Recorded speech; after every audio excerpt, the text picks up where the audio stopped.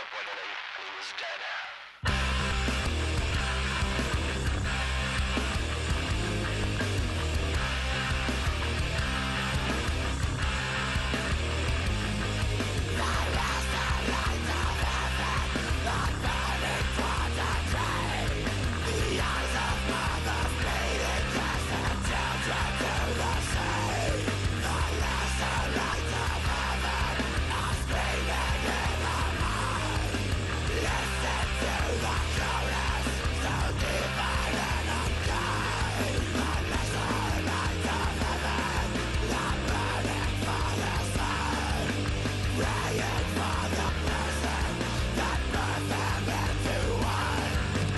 I've known Dan for years, and he's one of the best frontmen I've ever seen, actually, just in music in general. Between all those characters, Russ was clearly the lighter side, and definitely made it a little more fun to be in ZAO. There really are no personality conflicts. We get along better than just about any group of touring people that I've ever seen. It's going better than it's ever gone before, and there's no real drama anymore. And it's finally able to be a real band. The rebirth of something out of nothing, and there's still the same thing, but it's been totally, like, you know, as strange as it sounds, it's been totally reborn in a sense. What Scott brought to ZAO, I think, was a darker aspect of music writing, actually. The riffs got sludgier and heavier and creepier, I guess is a good word to say. A lot of the mood that is set in ZAO's songs always starts with Dan's lyrics, no matter what. Dan has always been, in my opinion, the most profound lyric writer of our time. Everybody in the band has a heartfelt attachment to playing music. We didn't want to be in the band because we wanted to be rock stars, but solely for, you know, playing music and playing live and doing the best that we could with something that we had. I always love watching Russ on stage, doing his Frogger jumps. And you know, the guy would jump up and land on his knees, and from what I hear, he's actually having some surgery now with his knees and, like, his leg.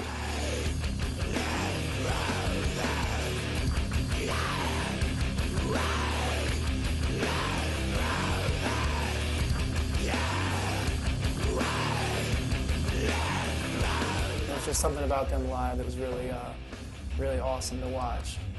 ZAO was like the first band that got me into this kind of music. You know, you kind of get, you know, the tingles up your spine when you listen to ZAO, because, like, it's real.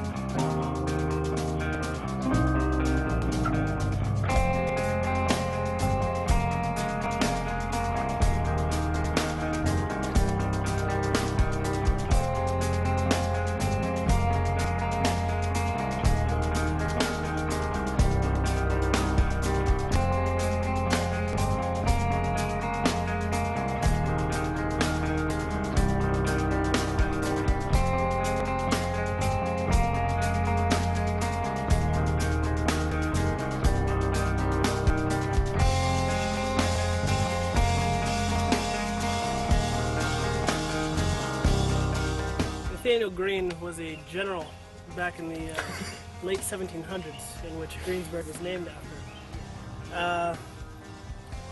There was a cabin down below where Nathaniel... I think there was a war that happened here. Actually, I think this land was owned by the Masons. And no, I'm not kidding, because there's a lot of gravestones. A lot of gravestones just everywhere. And they're like, they're all old, and you can kind of see the dates and you kind of can't, but there's actually a gravestone over there, actually the big one. And I guess a whole bunch of Masons are buried here or something. I'm not kidding. This monument, erected in 1913 by members of the Masonic fraternity, resident in this vicinity replaces and is a duplicate of a sandstone monument which was erected in 1832. This description on this panel alone accepted. Now this one right here This part was erected over the bones of their departed brother by the members of the Masonic Society resident in this vicinity. So it's true. This land was owned by the Masons. Damn it. We're here at Monroeville Mall, where the original Dawn of the Dead was filmed, the second installment of the Dead series. This was one of the first malls in the area, and when they decided to do Dawn of the Dead, they wanted to put it in a scenario, you know, where they ended up in some sort of shelter, and they picked the mall. They picked good old Monroeville Mall. George Romero is from this area. The first 3 of the Dead installment are all filmed within an hour of here. Still the same light posts from the certain little things when you watch the movie. You can still pick out that are the same. Like the light poles are still the same, and the parking lot's still cracked and messed up. And behind us, there's a lot of woods, and I think it was the perfect location. A lot of those zombies were coming out here, and this parking lot was once filled with hundreds and hundreds of the undead. And that mall right there is where the infamous, "When there's no more room in hell, the dead will walk the earth," spoken just a few hundred yards away from us. If you ask a lot of people, like our age, a lot of their parents were zombies, like just extras in the film. And I think part of my obsession with zombie films and such is being from here, because all the movies were filmed here, and the background and the culture has always been very engrossed with the horror genre. And about an hour from here, they filmed some RoboCop scenes too, I believe. A lot of the scenes were shot up, down, like shot on the roof, down into the parking lot and into the woods. And it's hard to tell a lot of the structure from the movie because it's different now, but still the same. Actually, I think there's a zombie. Oh, it's Russ. He's just being himself, I think, actually.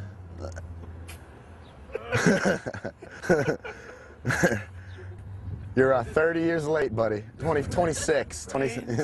Brains. No, there's nothing in there. This is my school when I grew up, 1st through 3rd, and I had straight A's. And we sometimes when on the bus, we took a bus to the Catholic school, and they dropped us off there, and we had to take another bus to get to this school. On the first day of school, I missed my bus because I thought the Catholic school was my school. So I walked in, there's all these big kids, and you know, they're looking at me, I'm looking at them. I'm like, where do I go?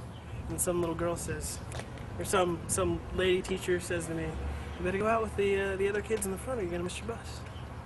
Russ and I have the distinction of being in our first band together, which was a awful Metallica cover band. And you know, we just, you know, if Metallica ever heard any of the things that we were doing, I'm pretty sure that you know, they would disavow their own songs. Without embarrassing him, you know, from the first second of this comment, I should reveal how Russ and I first met. I had a band. It was actually my first band, way too many years ago to reveal, and our guitar player wanted to do nothing at practice except make out with my niece. So, as the leader of the band, we made the decision to get rid of that guy. So we needed another guitarist that you know, knew his stuff, and our drummer said, "Well, there's this kid that, you know, lives on the same street as me, world famous Bonita Drive in Greensburg." And so I said, "All right, let's check this kid out. You know, let's see what it is." So I drove down Bonita Drive with this guy, and we drove past this kid's house. And I guess this, you know, this kid saw that his friend was in the passenger seat of my car and decided that it would be a real good idea to let me hit him with the car and to dive on the hood. And, you know, I just kept driving. So the first time that I ever laid eyes on Russ Cogdell, I hit him with my car. And that day he was in the band. So he knew every Metallica song off the first 5 records with all the solos, and didn't know anything else, but that was enough. So he was in. I guess I met everybody. Originally, a friend of mine, Drew. Neither of us either raised or ever being interested in religion. Both of us pretty much had a nervous breakdown at the same time, And my friend Drew, at the time, worked at a pizza shop, and he had a friend, you know, that every day was like, hey, if you ever need help, you should go to this church I go to because, you know, it's, you know, just, he was like, you know, it's a really good place, really positive and everything. And I was at a time where, you know, I was trying to find something because I was feeling very suicidal, and I more or less had a full-blown nervous breakdown. So me and my friend Drew randomly went to this church called Word of Life. Actually, one of the first people I talked to was a guy named Bob Bigelow, and after getting to know him for a while, we started talking about how it would, you know, it'd be fun to start a band or something. And he was like, well, I know this kid named Russ. Bob Bigelow and Dan White actually approached me in church, and they asked me if I wanted to join this band that they were starting. I was like, that's cool, you know, I didn't, know many people at the church, and I didn't really, give it another thought. I mean, that'd be amazing and whatnot, but I was like, yeah, that's cool, you know. He actually was holding an Unashamed CD the first time I'd met him. I was into Unashamed and stuff, and those early Tooth and Nail bands, Focused, and just everything. The whole scene was really, really cool. So that's kind of how we connected and we started together. We eventually got together. Myself and Russ, Bob Bigelow at the time was playing drums, and our friend Jason, you know, we got him to sing, and we had a couple really rough practices, and this kid Bob's basement of his parents' house, and they were gracious enough at the time to let us maybe practice for an hour or two at a time, you know, during the evenings. It was the worst thing ever. It was horrible, and it went through so many names and so many, just so many horrible songs we'd written.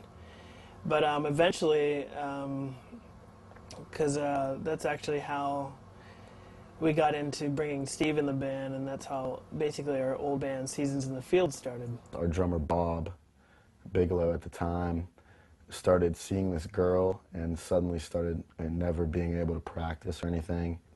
And me and Russ, you know, we had practiced with this Bob for a while, and we wanted to keep what we had started going. So, you know, Russ was like, there's this kid Steve Peck, you know, he's not doing anything right now, he's a good drummer, and we should go talk to him. So we went up to Davis Supermarket and talked to Steve Peck, the first time I ever met Steve Peck. And he was working there, I believe, as a bag boy. We ended up practicing at this church called the House of Faith. And it was a separate on a guy named Conrad. He lived in a house, and like they had a driveway, and across the driveway, it was a giant, it looked like a giant barn. It looked like, you know, any barn you would ever see just driving down the road, but when you went inside, it looked like a, you know, a Hyatt hotel. It was just beautiful, and you know, it wasn't used a lot, and he let us practice there. He was really generous and supportive, and we eventually ended up recording a demo. The demo was actually recorded with myself, Russ, Steve, Jason Keener was the original vocalist, or the only vocalist, I guess, for that band. And actually on the original demo, Jeremiah Momper played guitar, and Jeremiah Momper was in the Juliana Theory for the first album or so. You know, we went to this trailer, actually. This guy had a recording studio in his trailer, and we went there and recorded. The first time I'd ever been in a recording studio, went and recorded. The band was called Sower, and it was called Level Ground on Which to Stand. That was the first band, and then actually we broke up for a while, and we got back together, wanted to take it seriously. Took a lot of the songs, changed them, made them better, changed the name to Seasons in the Field, went to a place called Gamut Recordings, which had done bands like Passover, and a lot of like, you know, a lot of the local bands we respected, and we did the first Seasons in the Field recording.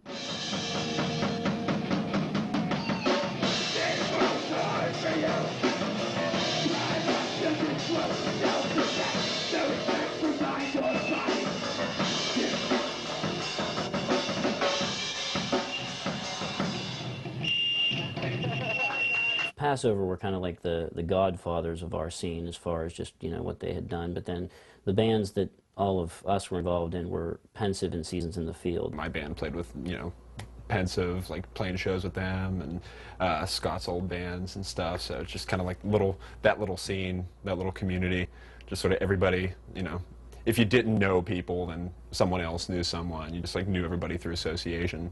It was actually, it was really cool at the time because ourselves and Pensive, which was Brett Better from the Juliana Theory, pretty much was Chad Montague, the bass player. He was the vocalist. Brett played guitar.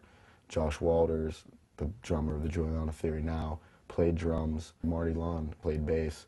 Bugsy's Bagels is one of the places that I used to set up shows in the mid-90s. One ZAO show, I think, made it here. That was ZAO, Focal Point, Seasons in the Field, and Pensive, so it was kind of like all of us. I believe that was actually the last show that I ever booked here because the lady in charge made everyone sit on the ground, and we didn't think that that was cool. So, but when it started out, she wasn't even going to charge anything at the door, so this was the perfect place for all of our bands to play at. And then she, you know, just on a whim decided to charge $1 at the door and give all the money to the bands, which was a great situation. And then she got real greedy and decided she wanted to charge $5 and $6 at the door and keep a lot of money for herself, and turned into a bad situation. But for a while, this was a really cool place for us to come, and all ages, of course. And yeah, good bagels. Good bagels. You know, 150 kids would show up, and we thought we were like on the top of the world. And you know, we went to Cornerstone a couple times and tried to get on the impromptu stage and just hand out demos and things like that. But a lot of that was the early incarnation, I think, of, you know, being in bands and, you know, trying to just play music. At the time, definitely was like my life was that type of music and that scene. It's pretty much, that's all I was into.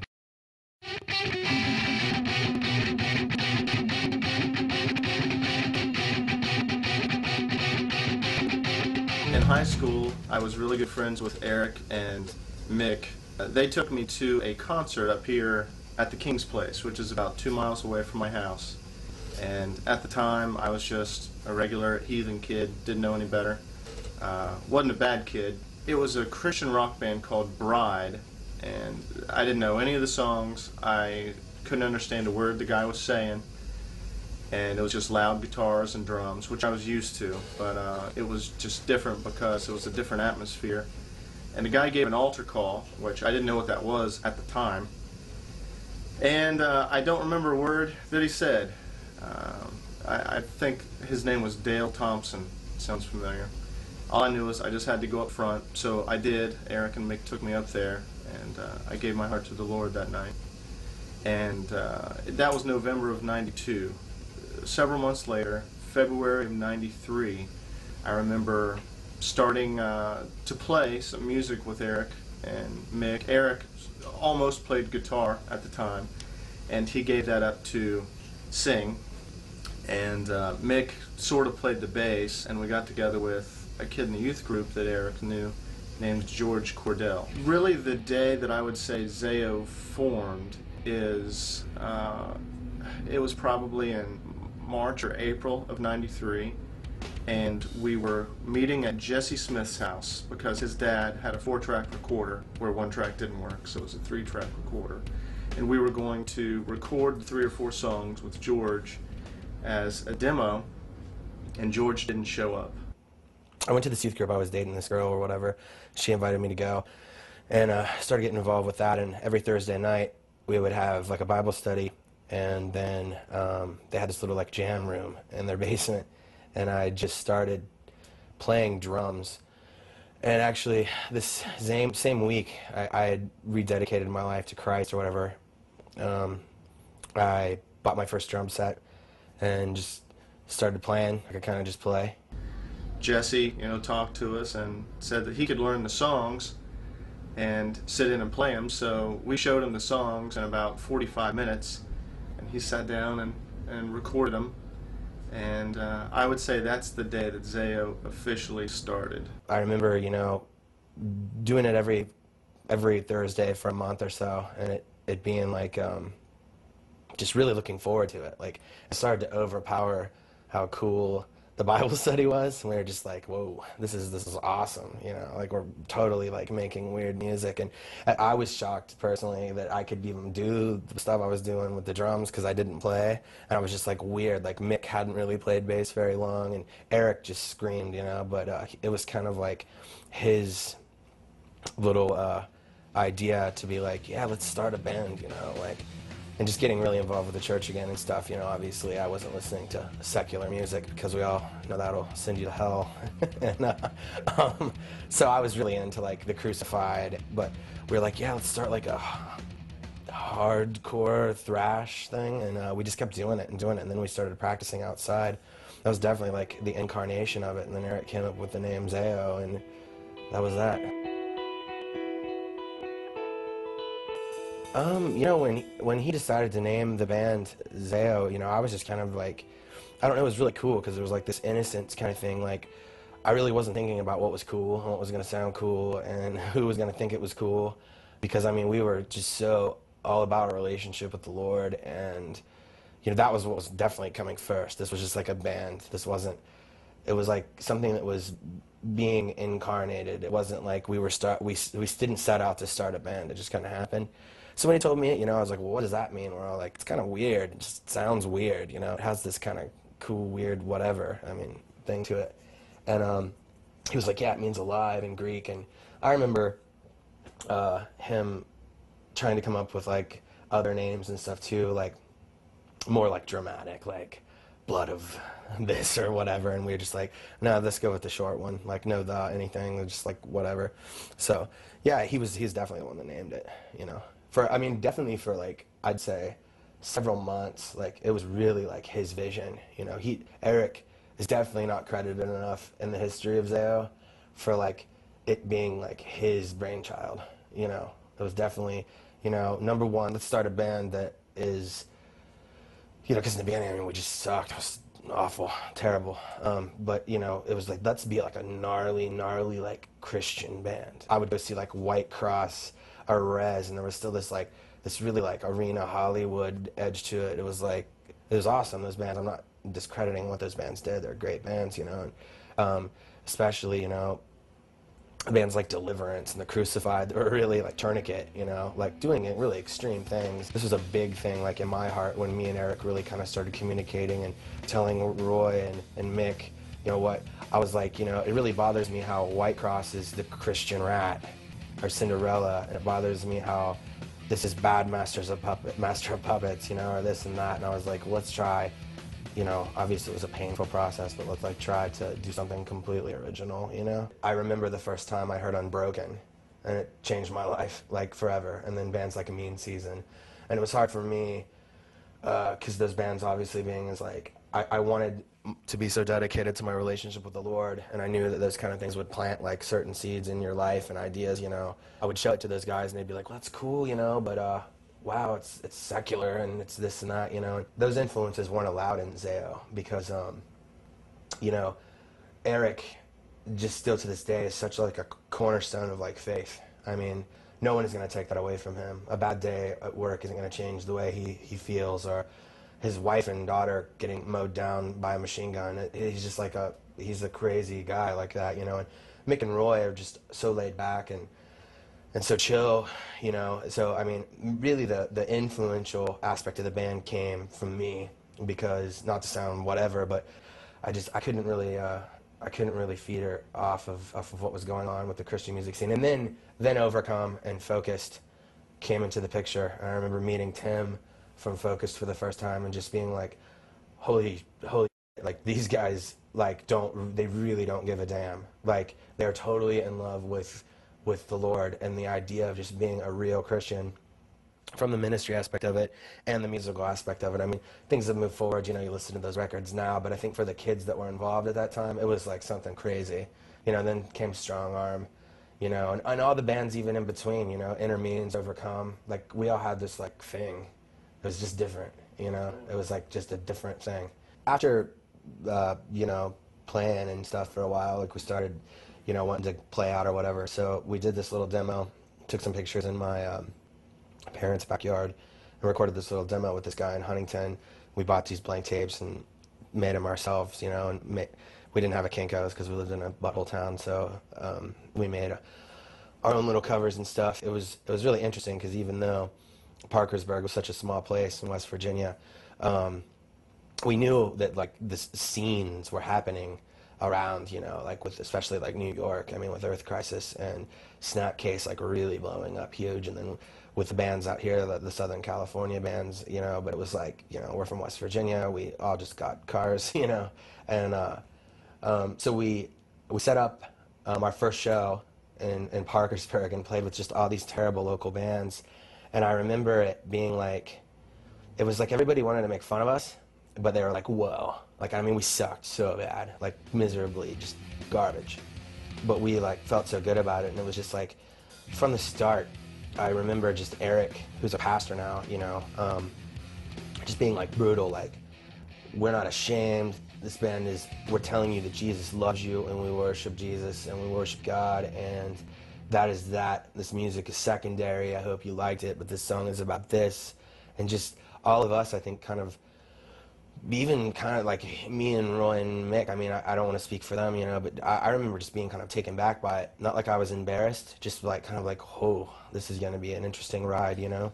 The tone of the other bands that we were playing with was so anti-God. It was just funny to them, like entertainingly funny. Like I have old videos of us playing, and my buddy Alex Conley is in the back, who just a phenomenal musician, but you can just see this look of like, this is like the weirdest thing I've ever seen in my life. Just like some band of high school students, like just kind of getting into hardcore, not even understanding what it is, and just acting like complete apes, all in the name of Christ, you know? When I made the decision to go to Bible college, and at the time, we had been playing in a side band where we all swapped instruments. I played drums and Jesse played guitar, and this kid that I didn't know by the name of Sean Jonas was the singer. He was a friend of Jesse's from school. And Sean Jonas had been a friend of mine in grade school. We grew up in the same neighborhood, and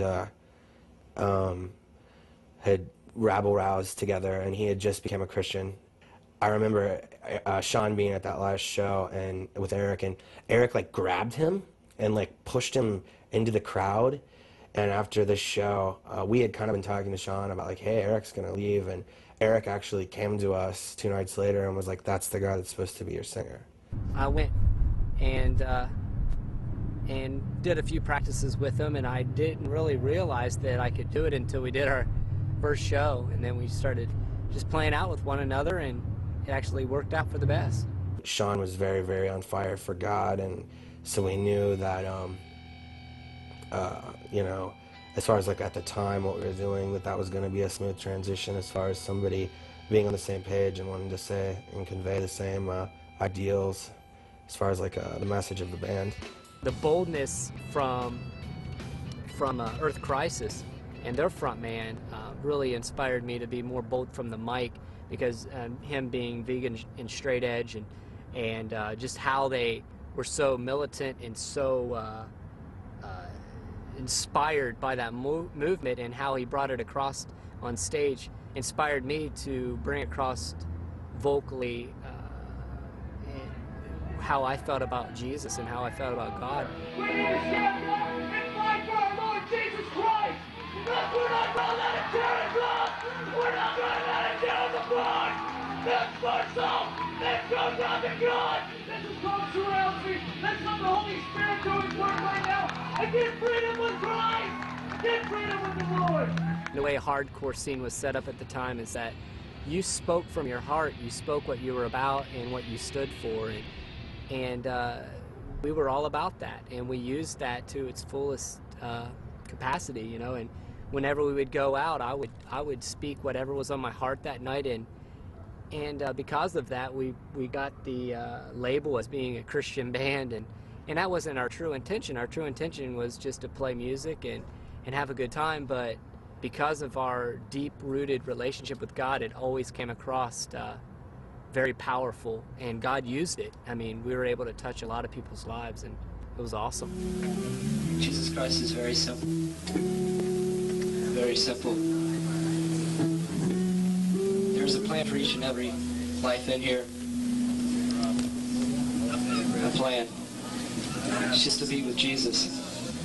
And all you have to do is just very simple. Just believe in your heart. Just believe in your heart. And confess with your mouth that Jesus Christ is Lord. And invite him into your life. I think we had toured maybe once. I mean, things were so hard on that level for us as a band because, first of all, everybody hated us because we were Christian. Second of all, we were really weird musically.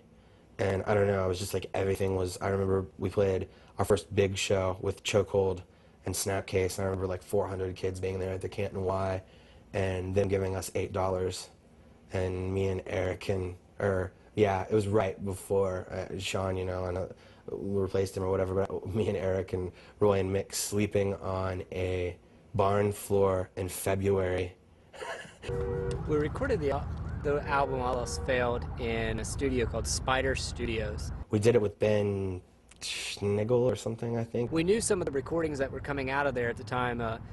The guy, Ben, actually worked with bands like Integrity. He just, you know, he does all the Chimera albums, and he just did the New Disturb. We pull into this driveway. It was in basically a neighborhood. Just this little whole studio, awesome, but just little garage. It says Spider Studios on this garage. So we go, and it's actually in a garage. So we walk in, and his setup was actually pretty sweet. He had a little, you know, chill out area, and then he had the studio. Sean was doing a vocal take, and I think the song was In Loving Kindness. At the end, there's this like really long scream. Well, Ben gets up, and like Sean starts screaming on this part, and Ben goes and gets a soda, and when he comes back, Sean's still screaming. And he was like, what the heck? You've been that same yell for like 30 seconds.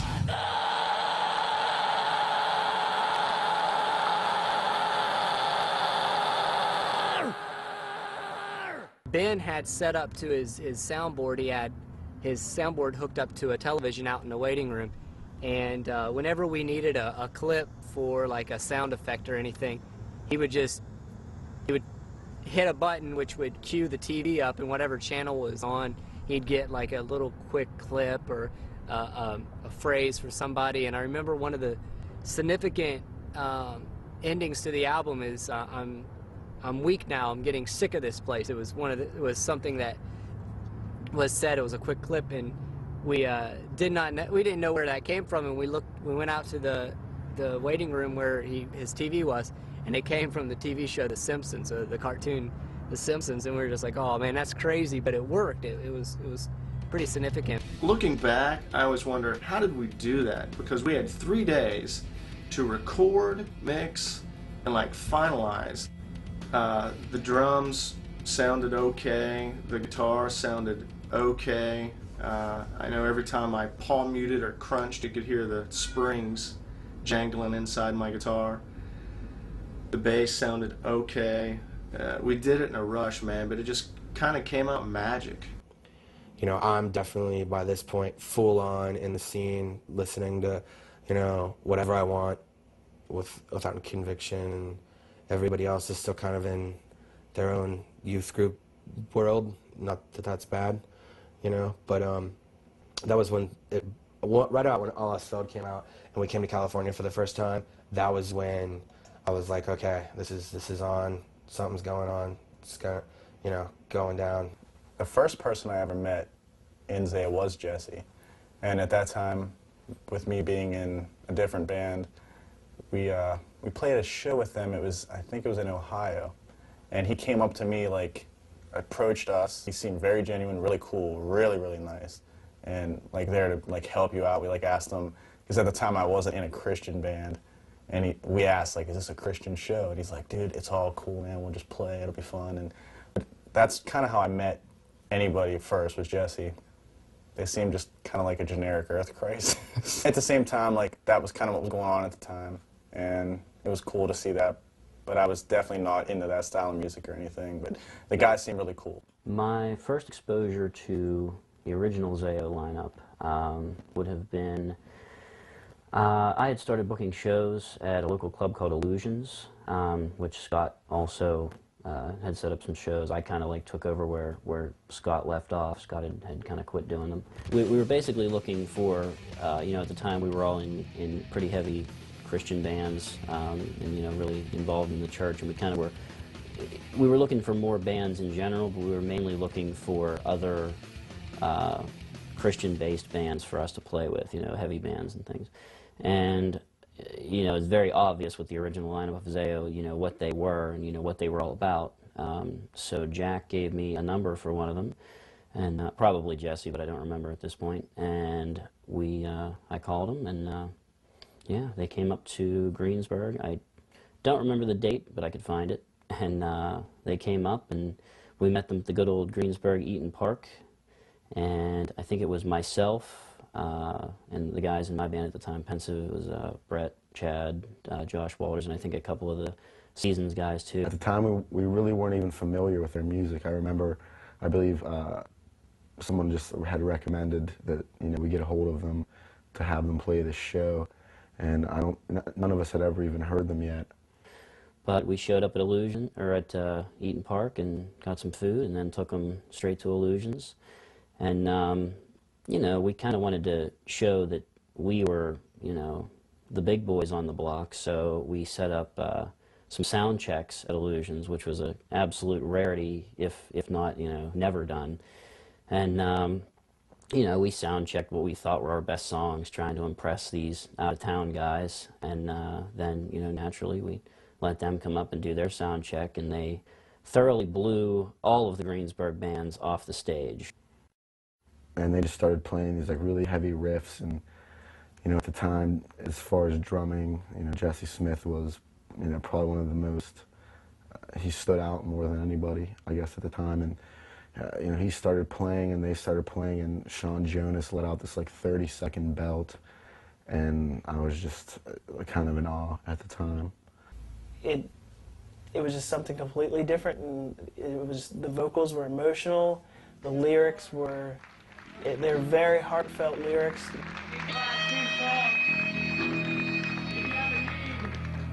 you have a desire in your heart, this is your time to lift up your hands and praise God and let Him know.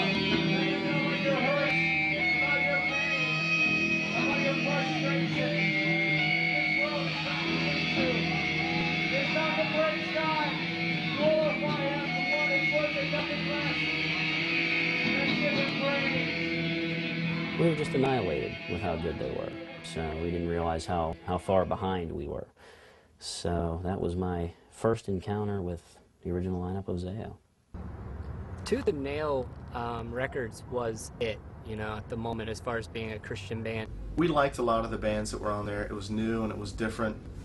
So we were busting our butts just trying to get noticed by Tooth and Nail. And I don't think Sean, Mick, or Roy know this, but I made a tape before we even did All Else Failed with my voice speaking to Brandon Ebel with songs we'd recorded that were going to be on All Else Failed, and then a handwritten letter and some photos, and sent it to him. I never heard anything back or whatever. But that was like right when Brandon released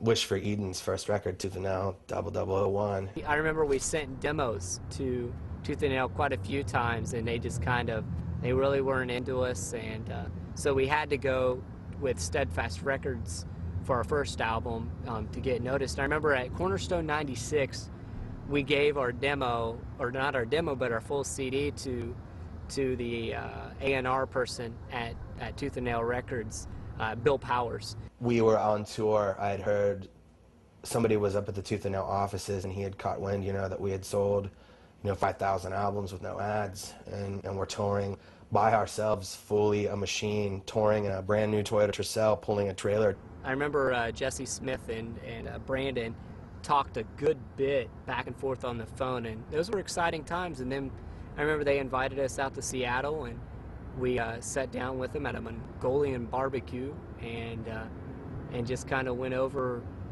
contracts and negotiations a little bit. And really, there was no negotiation. It was like, you tell us what we can do to get on your label, and we'll do it. And we signed one of the most awful contracts ever. It was like 5 albums. I just remember looking at this thing, and man, it was thick, and I didn't understand a word in it. And, you know, I'm sharp enough that I can read and retain what it says, but it was just in all this lawyerly language.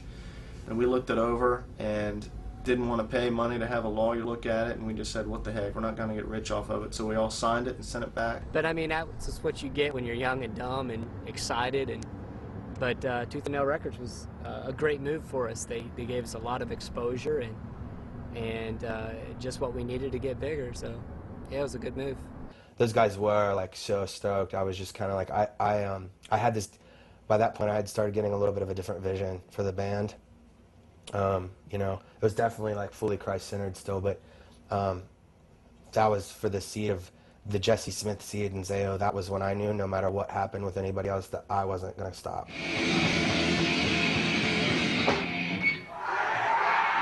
We got signed to Tooth and Nail, and very shortly after went in to do Splinter Shards. We would never show up to a practice and say, here's a song, I want you guys to learn it. It would always be, here's a guitar riff, or Jesse would say, here's some drums I'm working on, or Mick would say, you know, here's some bass, and we would like integrate. A lot of people were pissed that we put the same songs on there and stuff, different renditions and stuff, but we wanted a Tooth and Nail record out quick because of what was going on with like the scene, the hardcore scene, especially like the Christian scene that was starting to grow. And I mean, for a long time that scene only did exist on the West Coast. That was a West Coast thing. I mean, focused, playing shows to 2,000 people. I mean, that was not happening everywhere else. Christian hardcore bands, primarily, if they were playing together, were playing youth groups. First encounter with ZAO was when Focal Point was in the studio in LA, in Burbank, doing our first and only record. A few months before that, we had got All Else Failed CD and totally stoked on it. Like, whoa, what's this band? Where are they from? Like, you know, just totally stoked on the sound. We were in the studio doing the record, and this show was coming up, this tour, and it was ZAO, Strong Arm, Bloodshed, Shai Hulud. We tried to find out who was putting this show on, like, can we get on that? We had all our gear down there, we were like practiced up and everything. We were kind of like a, you know, a newer Tooth and Nail at the time band. And we were like, we've got to get on this show. Those were like, you know, some of our favorite bands that were on the label and stuff like that. We'd never played with any of them. So we were like, we've got to get on that show. So we found out who was promoting it, and luckily enough, we got on the show. What I remember the most about was meeting the guys in ZAO, specifically how crazy of a drummer that Jesse was, and how fun he was to watch, and how much power Sean Jonas had when he sang, and how like kind of effortless he was when he screamed, and like how long he could hold notes, and just standing there, like basically looking like he was talking to the microphone.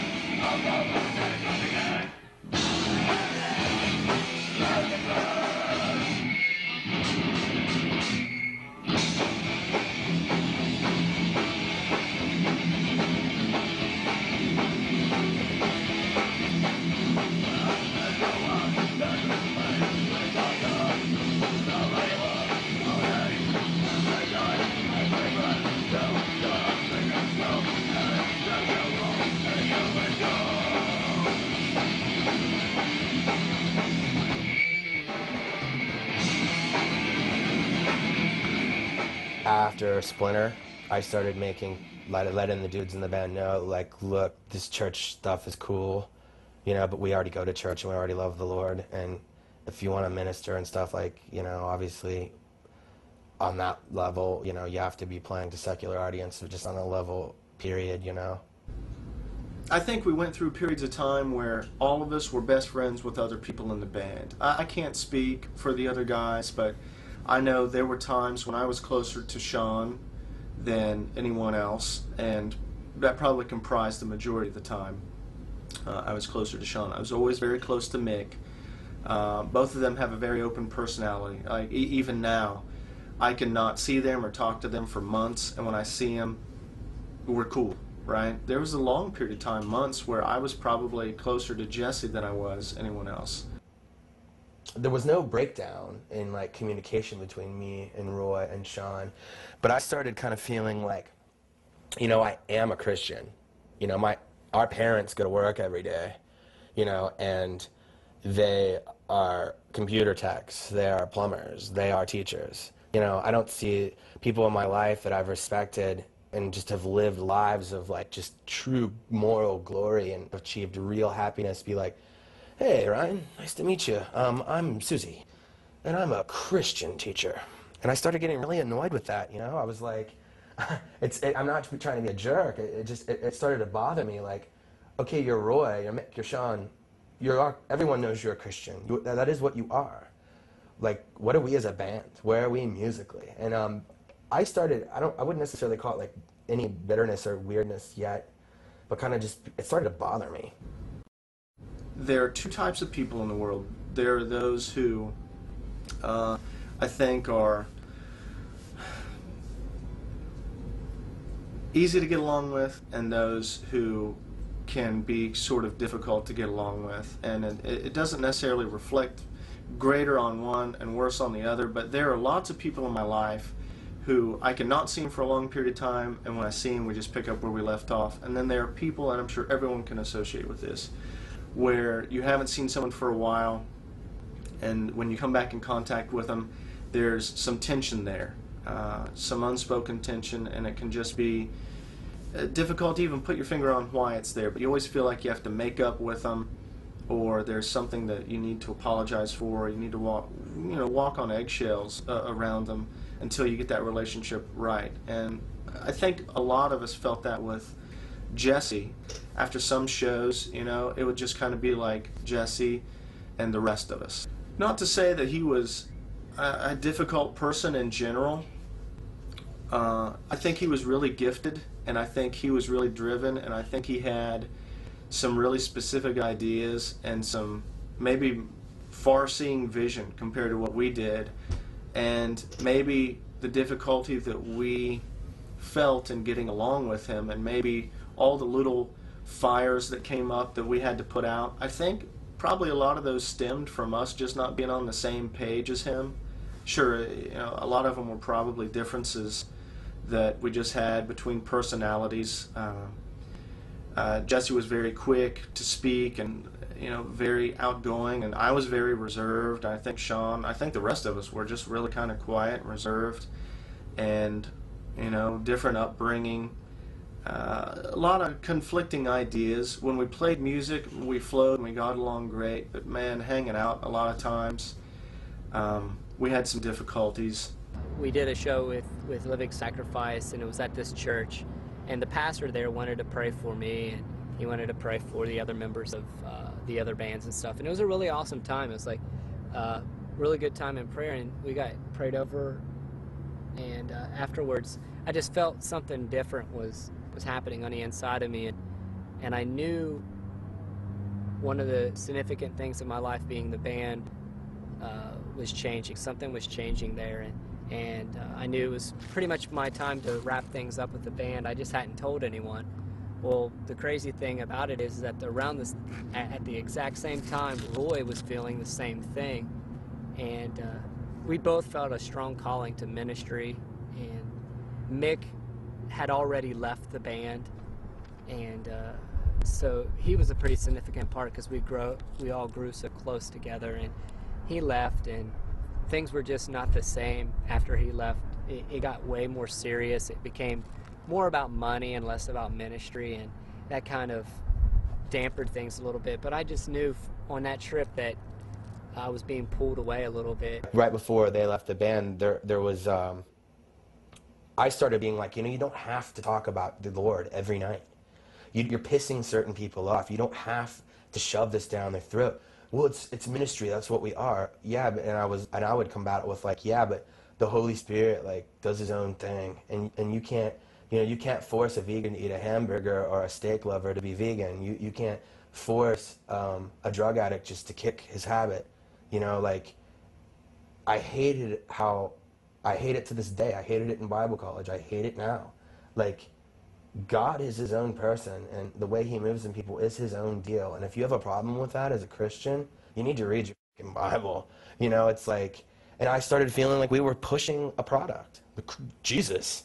How can you push Jesus on people? It's the coolest thing that could ever happen to someone. How are you going to sell it like a Nike tennis shoe, you know? We got back from the tour, and I talked to Roy, and he told me how he felt, and I told him how I felt. And I remember our next practice, we just broke the news to everyone, and it was not a pretty sight. I knew it. I knew inside. I mean, I wasn't dumb. I was in my Bible too. I was in, you know, my own life, you know, and I knew they were going to leave. And I knew Sean was to the point where he had said something about God telling him that he needed to do something else, and I knew then that it was going to be me. I knew Roy and Mick were going to leave, and I remember it like it was yesterday. We went out to Mick's house, or Roy's house, his parents, and they all told me, and they were like, don't be mad, and I was like, it's cool, but I'm going to keep the band going. I'm going to find new people.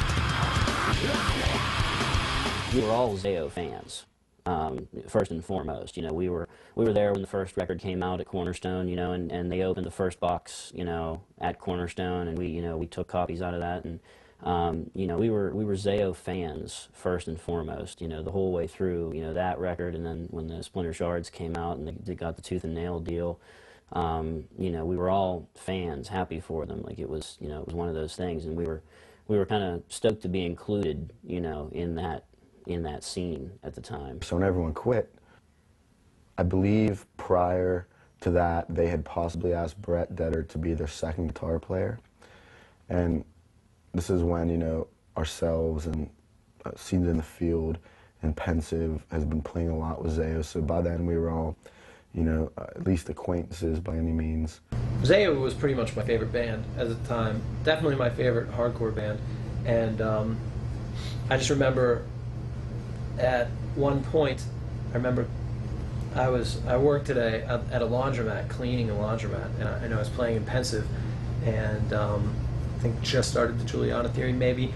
None of my bands were full-time, and I really just wanted to tour, but other people in my band like couldn't tour and stuff, and I remember I called Jesse one night while I was working at the laundromat, and I was like, Jesse, if Roy ever decides to quit, or if anything ever happens, give me a call, because I'd love to play guitar for the band.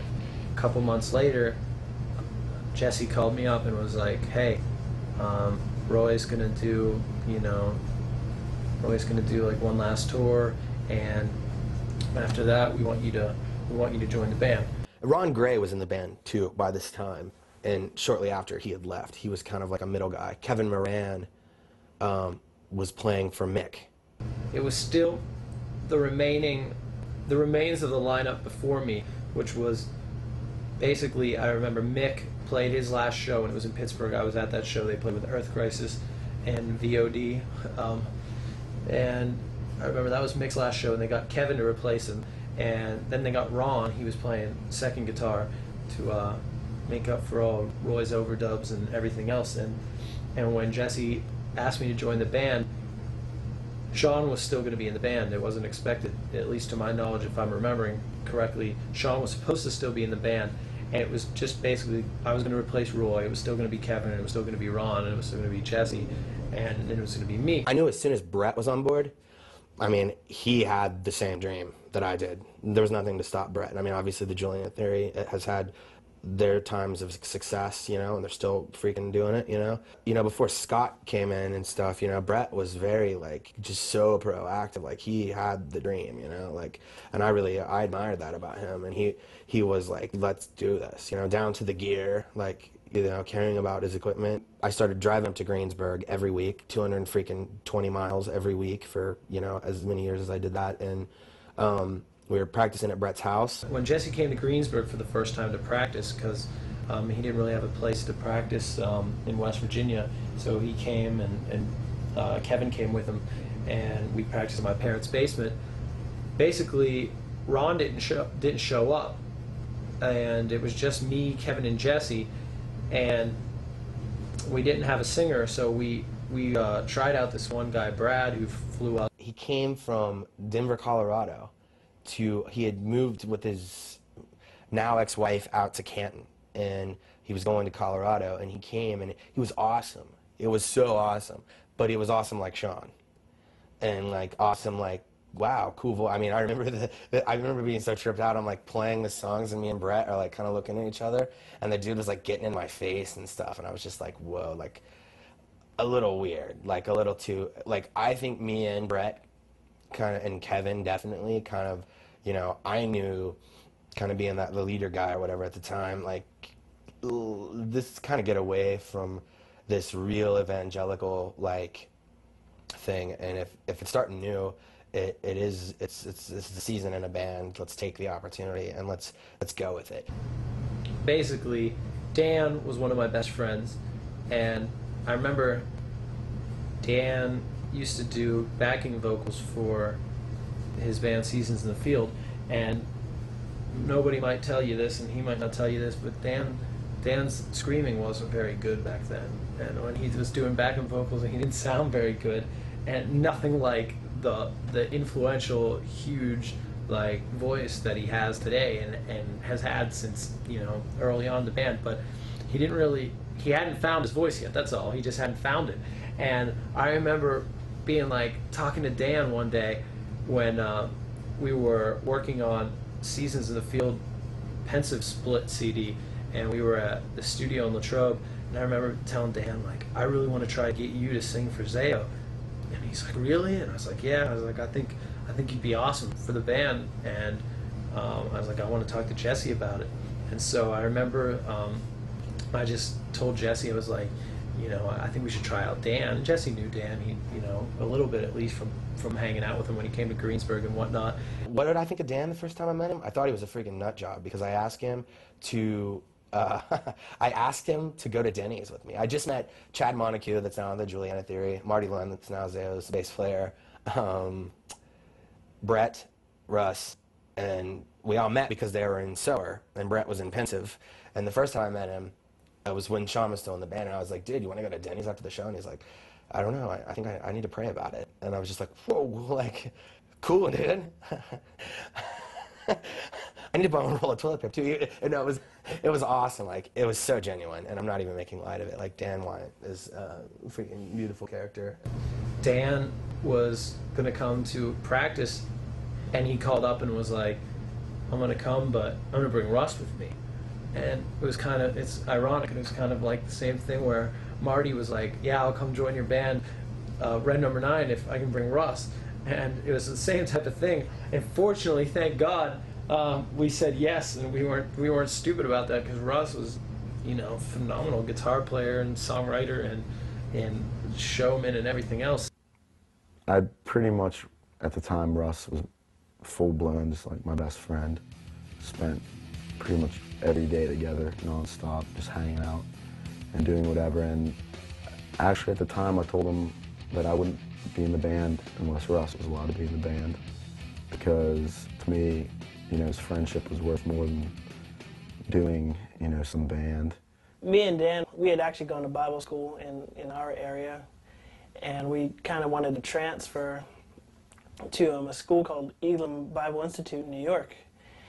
And literally a week before we were, you know, about to go up to the school and move in and start, you know, taking classes and stuff, he had the conversation with Brett and Jesse, and then he called me, and I talked to Dan. I was like, you know, what's up? He told me he had something, you know, some crazy news that, you know, could make or break our lives, you know, kind of like a radical change. But he was like, how would you feel if, you know, you were the guitarist for ZAO? And I was just like, I remember it too, because I was at my parents' house, and I was just lying on the bed watching TV. I remember trying out, and it was a little strange at the time, because my personal influences vocally, I guess, weren't what was necessarily being heard at the time. His voice, I mean, was very, very, very different. Like, and I mean, we were super into like Carcass. I was always about it, you know. Honestly, I don't really care what people think, like, so I don't think it was ever a concern to me.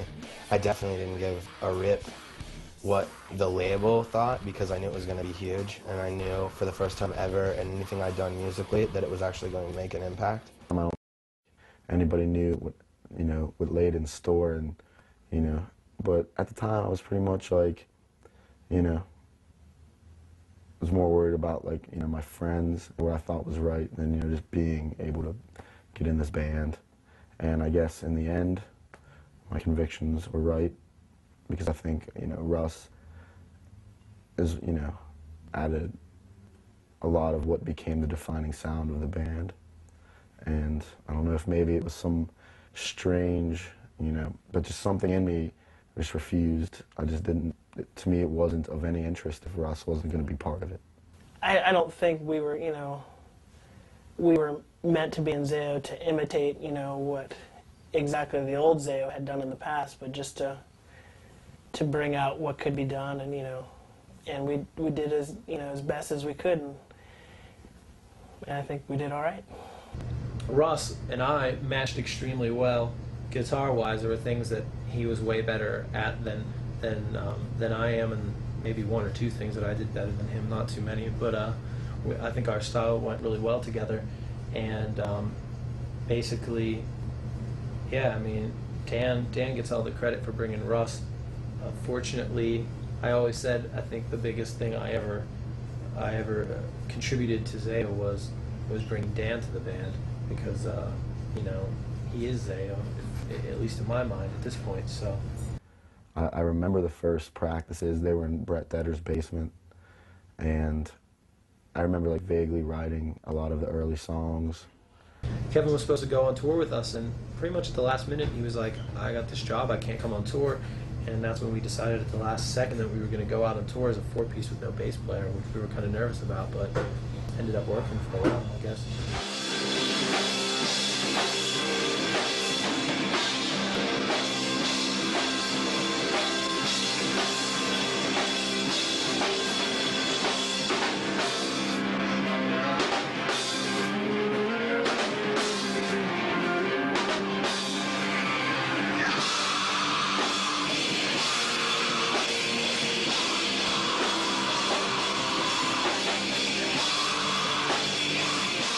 The ZAO that we were stepping into the shoes of, as far as myself and Russ and Brett, was a very strong ministry-oriented band. I remember feeling that I didn't want to write like Sean wrote just to make people happy. That I was trying to do something that came from, you know, my emotions and my heart and my thoughts. And I remember all of us, it was a big step. As far as looking back, you know, the first album we wrote was Blood and Fire, that being probably the most spiritual album, even at the time, didn't really measure up to the spirituality of, say, like Splinter Shards versus Separation. ZAO, to me, no offense to Sean, no offense to Roy, no offense to Mick, it is a different band. That band, that incarnation of ZAO is a different thing. I don't think the name should have changed, because that it was my dream while we were doing that, and it was their dream, and then it moved over, and it was me by myself, and then these new guys came in, you know what I mean? What ZAO was always to me was Blood and Fire.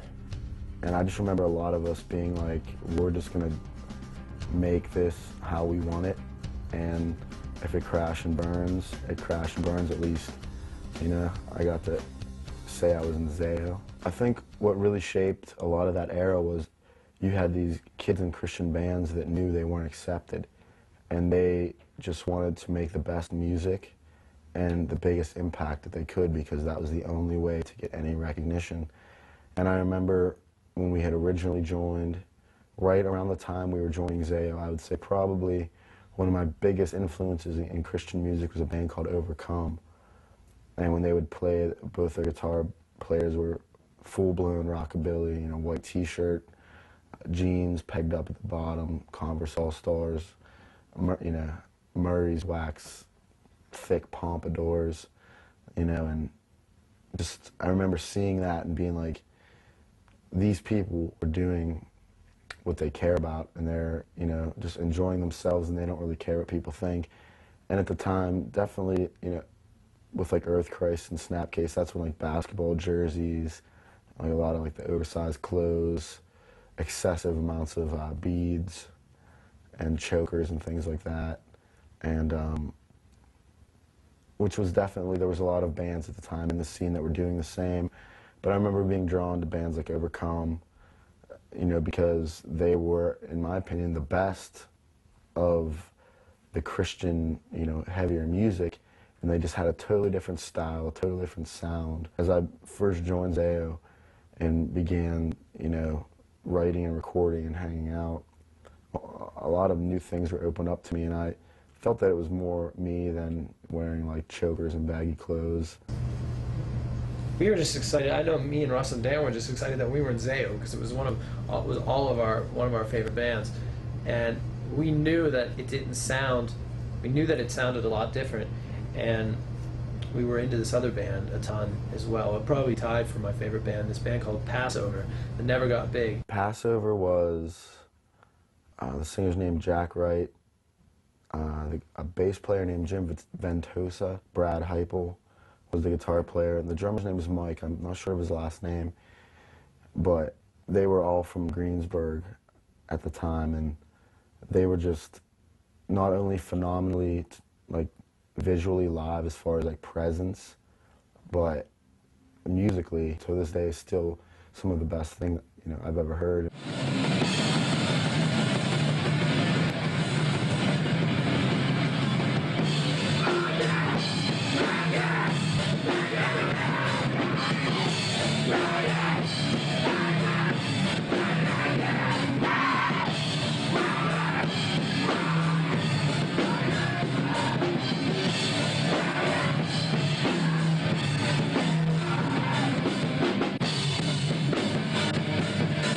Dan's biggest influence on his vocals was Jack from Passover, and we were always like, yeah, we're gonna bring this Pennsylvania thing to ZAO, this Pennsylvania metalcore thing. The people that we looked up to, you know, in these bands like Passover and Abnegation and Puritan, we wanted to take those elements. We're all from this small town, but we have all these amazing bands around to influence us that a lot of these other people that are hearing us have never heard. As far as originality and Blood and Fire, ZAO being original, we necessarily weren't being original, we were just influenced by this small circle of bands that no one else had heard. And we were the first band to take from their style, not necessarily exactly, but take elements of their style, record it, and actually be heard. We were just, you know, lucky enough to have an outlet where a lot of people would get to hear our music. The first ZAO show we ever played, I believe, it was in the upstairs of a YMCA school type of building. Back then, a good show was, you know, you didn't have even the drums or guitars or bass mic'd. You just turned up and had a PA for vocals, and you went with that, you know. And a lot of the shows weren't even in necessarily, at least, you know, as far as like, especially the Christian bands, weren't really ever in like real venues, at least, you know, on the East Coast and things like that. You know, you would be stoked to go to a YMCA or, you know, rent out the gym of a school or something. You know, you would just have to sit back and everyone level out their guitar and the bass and the drums. Pretty much the vocals would run through a PA, and that was about it. You were happy if 150 kids showed up. I remember the first couple shows pretty well. We were doing about half and half old songs. We were doing Surrounds Me, we were doing Exchange, we were doing Repressed, we were doing, I forget, a couple more old ones, and then about half of Blood and Fire.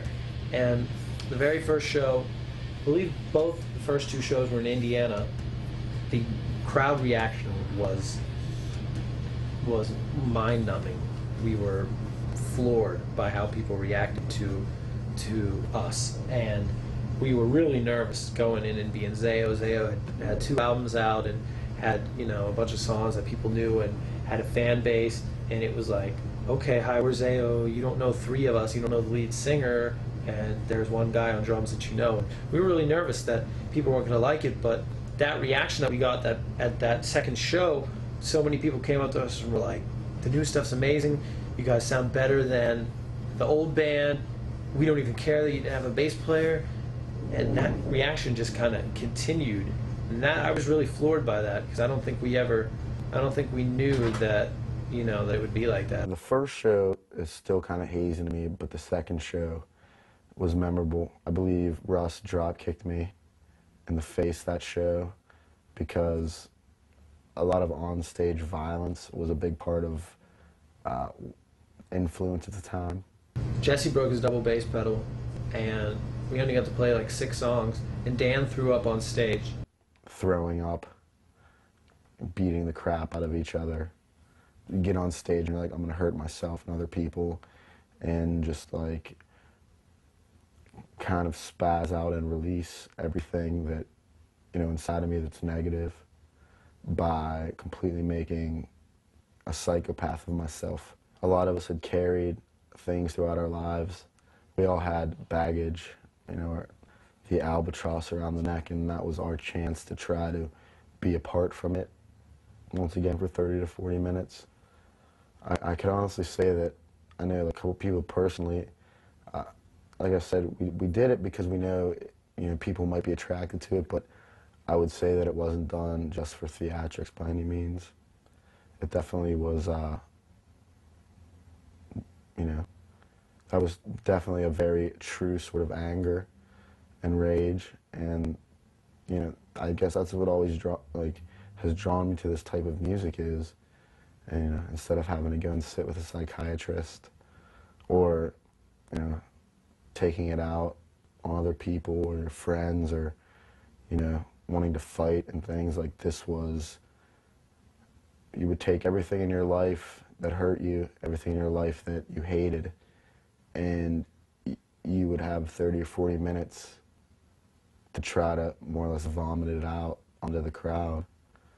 As far as just, I guess it was strange. That was, I guess, part of one of my old rituals is I would kind of gather up everything that I hated, and that was my stage to try to feel better or not think about it.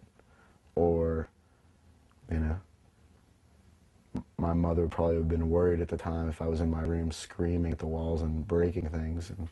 But if you do it in front of a crowd with a microphone, all of a sudden it's interesting, you know. And I guess it seemed to be the logical approach to therapy, in a sense. Right prior to recording Blood and Fire is probably one of the craziest times I've ever went through in my life. I was in between 11th and 12th grade. I had a nervous breakdown 3 days after 11th grade let out. It was actually, I went, got my senior pictures taken to be in the yearbook for 12th grade, and about 4 hours later is when,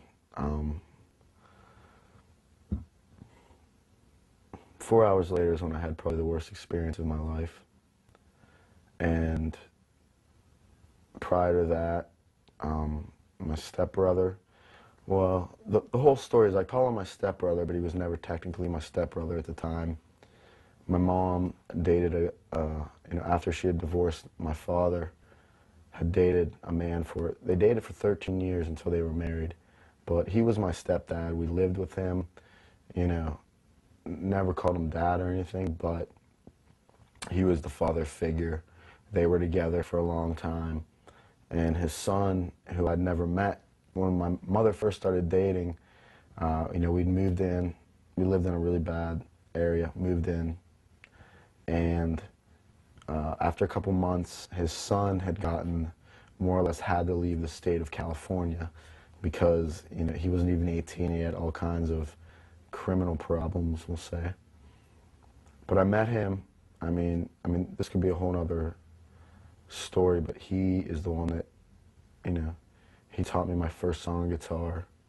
He listened to music. He introduced me to, like, heavy music. You know, he was in a band when I was young. You know, they played little shows. They were kind of I would say, like King Diamond-esque type of just metal. And, you know, I remember seeing a show with like 15 people there and being like, this is so amazing, but he died very, you know, in a car accident very suddenly. And it wasn't something we were really allowed to talk about in my house because of issues with him and his father. You know, his father feeling that he didn't do a proper job of raising him, and feeling that now that he was gone, you know, kind of looking back and saying, you know, I totally screwed up, you know, with my son, and now he's gone, and there's nothing I can do. And we didn't talk about it, you know. It was just something he didn't talk about because he didn't know how to deal with it, and he would get upset. And a lot of the early, like, the first time I ever was writing, like, poems and stuff, what had to do with a lot, like, you know, I would sit around and think about the last time I ever saw my brother and what we talked about.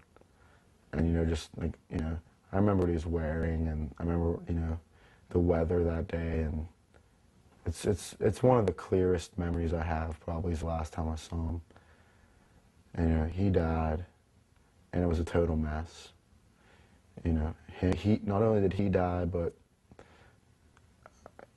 the passenger in the car died, who was a good friend of mine who had actually failed a couple grades and was a year ahead of me, but totally stuck up for me in middle school, and every time, you know, someone would want to beat my ass, he was there for me. So not only did my brother die, but this person that had been a big impact in my life died. The person that died with my brother's cousin committed suicide after they died because he just couldn't take it. I mean, these were really just good people. You know, they were burnouts, is what people used to call them. Just like, that's what they used to call metalheads, just call them burnouts, you know. You know, he's half the reason I'm here, you know. And then we were writing, you know, I had a lot of that to deal with, and we were actually writing the song. Well, I wasn't writing, but Russ and Brett and Jesse were writing the actual music to what ended up becoming you know, To Think of You. And we were practicing at this barn, which was a church, and the phone rang, and it was my mom, and she was crying, and I asked her what was wrong, and she told me that, you know, my brother's best friend, who I had grown up with, he lived about a block away. He was like my other little brother, kind of, you know, and that as we had grown up, you know, he had an issue with a girl, and he committed suicide on his front porch. And my mom calls and tells me this while we're, you know, they're writing a song, and I'm just sitting there kind of flipping through lyrics and poems, and, you know, trying to find maybe something to put to this song that, you know, musically was To Think of You at the time. And, you know, I get this call, and she's like, you know, I just got to tell you that, you know, Robbie killed himself today. And literally, the lyrics to Think of You took me about 4 minutes to write. It was like, literally, that song is instantly what I felt at the time. It was pretty much like my hand could barely keep up with what my thoughts were. It's like, and this is just within a few years, like, I have a nervous breakdown. I lose my stepbrother. You know, my little brother's best friend, who I've grown up with, kills himself. I had another friend named Ben, Ben Cromer, probably one of the best people I ever knew, was accidentally shot and killed with a hunting rifle that they thought was not loaded. And, you know, a good friend of mine at the time named John held him while I died. And this is what I'm going into this band with. And this is what I'm going into this band with. And I kind of grew up in a place where you necessarily couldn't sit down at dinner and talk about these things. So I brought them, you know, to the stage. And what I believe what began defining us as Blood and Fire is I had come not too far before that to believe in Christianity. This is right after my friends are dead and my friends are still dying. And my whole message is not necessarily with the old ZAO, where they would more or less boiled down to believe in God, believe in Jesus. My message was, this belief that I have is the only reason that I'm not dead like the rest of my friends, because there's parts of me that don't want to be alive, and the only thing that is keeping me alive is my belief in God. And that's what I had to share, not just believe in God, but believe in God because I never, there's no promise your life is better. There's no promise that, people you care about aren't going to pass away. There's no promise that horrible things aren't going to happen. But I believe in God because that's the only reason I ever made it through that period of my life. And I believe that was the new message at the time, was not just believe in God, but I believe in God and this is what has happened to me. And I'm not just some kid who, was raised up, some pastor's kid who's had a perfect life, and I'm up here telling people to believe in God. I'm saying that my entire life, even before people I care about passing away, has been really not that good. And that I found a reason to live and a reason, to do anything in my, my beliefs in Christianity, Christ. And that's what I wanted to push, was this isn't just a bunch of people up here telling you what to do. This is someone trying to offer a solution to you, and that I hurt, and that it's not easy, I'm not necessarily the type of person that walks around with a smile all the time, but I still think there's reason, a reason to be positive and a reason to push forward, and that there's nothing wrong with being hurt. There's nothing wrong with, depression and things like that. They're natural. Like, don't let people tell you you're a freak because you're depressed or you're hurt. And my mother was awesome, but besides that, I had nobody to turn to. No one ever, to talk to about anything. And, I wasn't raised on any religions or anything, but for me, the first time as I experienced, my Christian experience, that was my reason to stay around, And, I became a Christian the day that I more or less was going to, I completely planned my suicide. And, we had a car that was parked in a garage on the side of the house. And I knew that simply with a few towels under the door and a full tank of gas that I could end my life, And, if that didn't work, I could get a hold of a gun or something. That there was a way to, And it wasn't a cry for help. I never told anybody, hey, I want to kill myself. It was, I'm just going to do it. I'm just going to kill myself and get it over with. And I don't want to tell anybody because I don't want anybody to stop me. Because this isn't a cry for help. This is, I just want to die, And I took all of those feelings with me instead.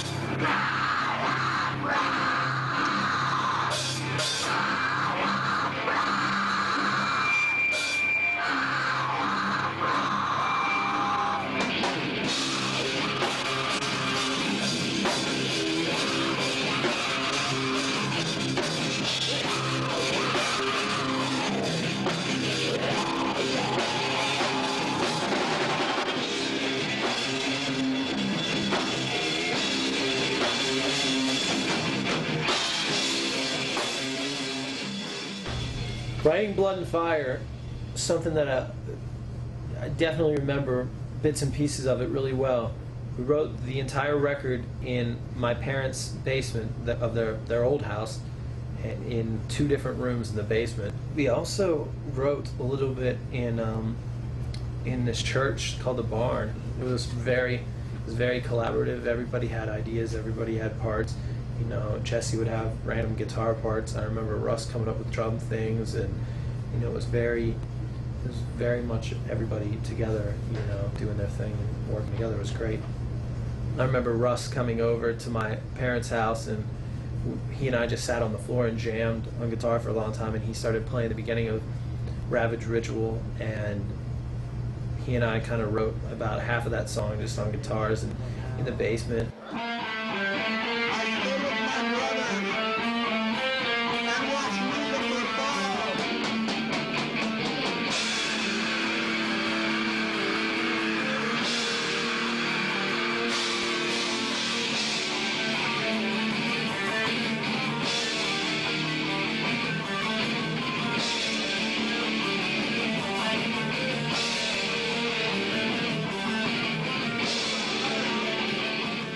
There was this one day that I guess Russ couldn't come over, and it was just me and Jesse, and we wrote Lives of Serpents, A River of Tears, and Fall Farewell, both right after each other in a period of like 1 hour. We wrote all the music for it, and that was really cool.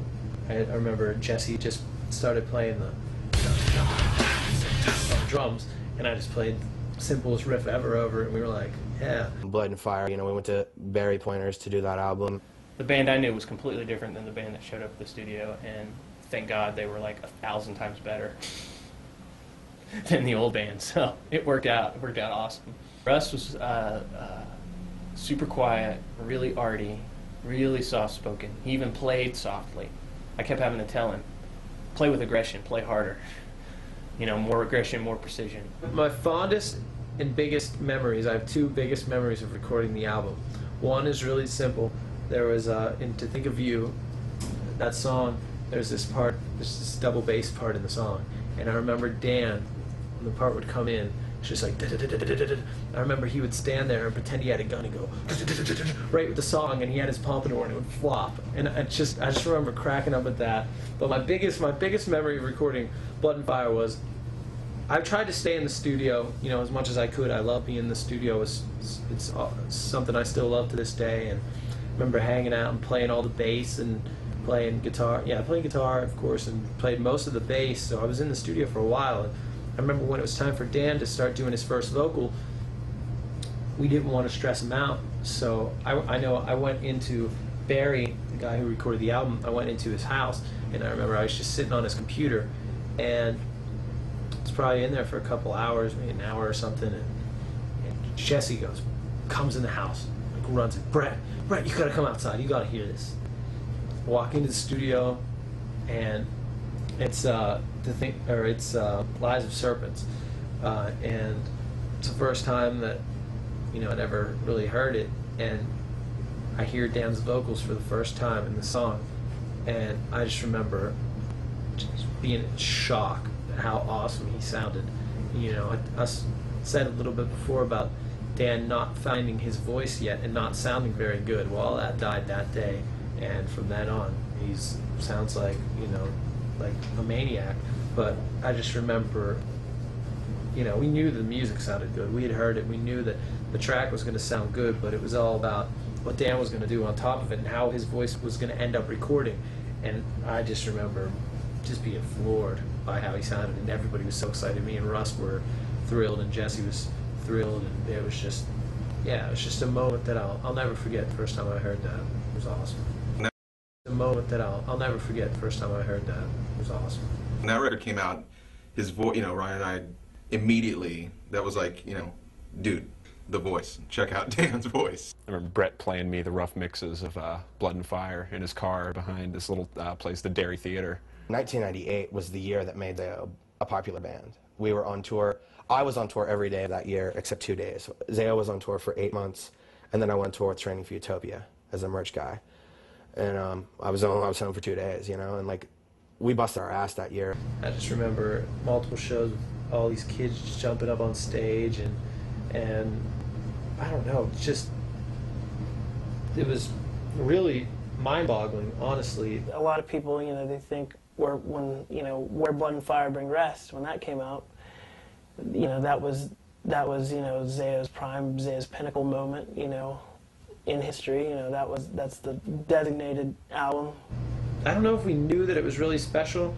I don't think that we knew that the record would go on to be something that is somewhat of a cult classic record. or whatever it is. I don't think we had any clue. We were just young kids that were excited to record an album and play together, really. I don't care what little scene kid is watching this, like, without Blood and Fire, hardcore would be completely different. And I'm not saying that from an egotistical point of view. It was just like, I don't know, you'd have to travel back to 1998.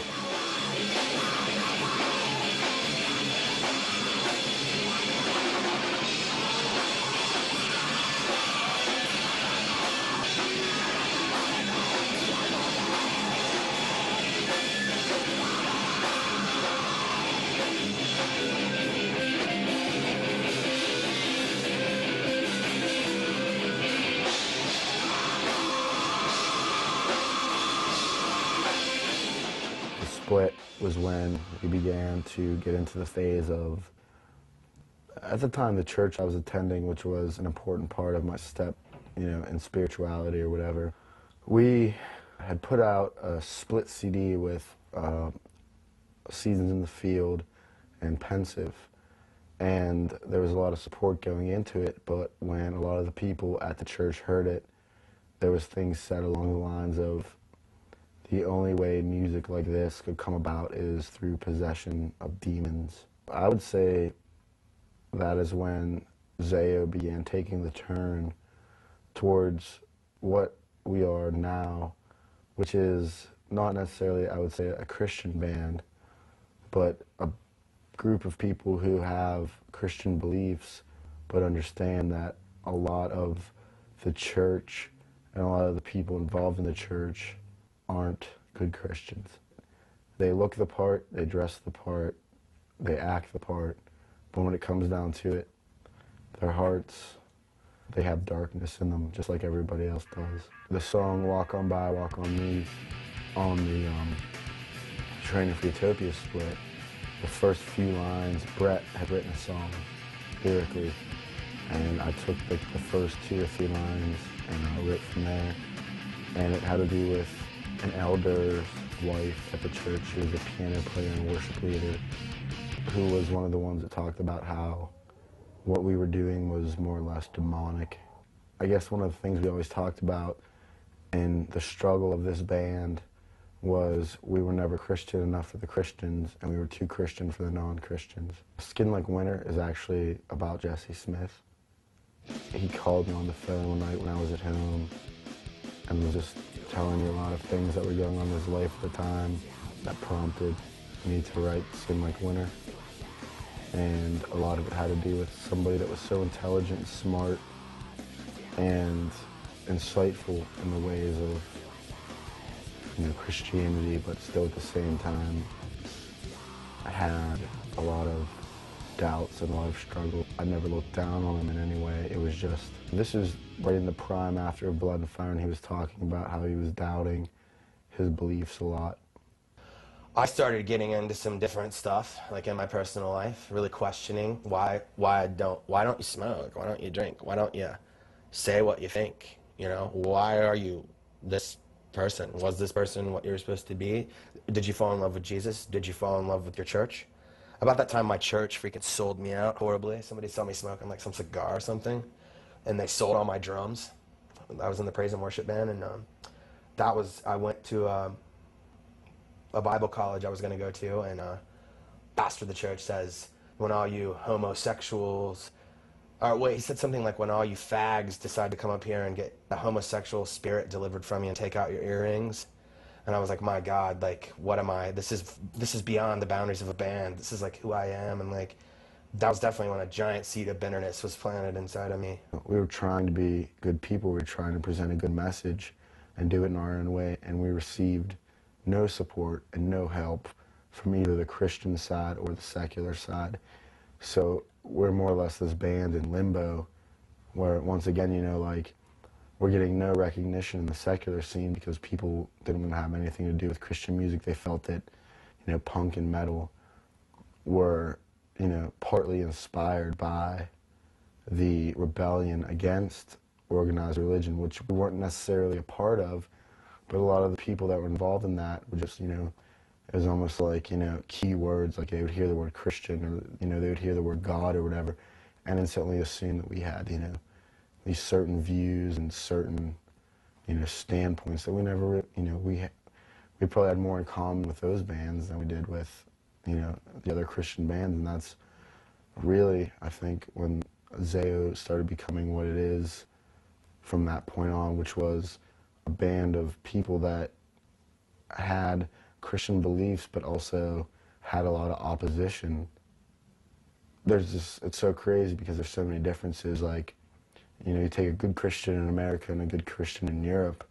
In Europe, where it's more tolerant to drink and, like swearing and things aren't as big as a deal, and like tobacco and smoking cigarettes, you start realizing that socially there's a lot of involvement, that the reason there's a difference is because, American Christianity is these like Brady Bunch values as opposed to like more true spiritual values they carry in other countries. With a lot of opposition to the way that the church was treating people. And I think that's where it all started, was with the split. Because, Skin Like Winter and Walk On By were both songs from a Christian standpoint, but kind of attacking at the same time Christian values in a sense.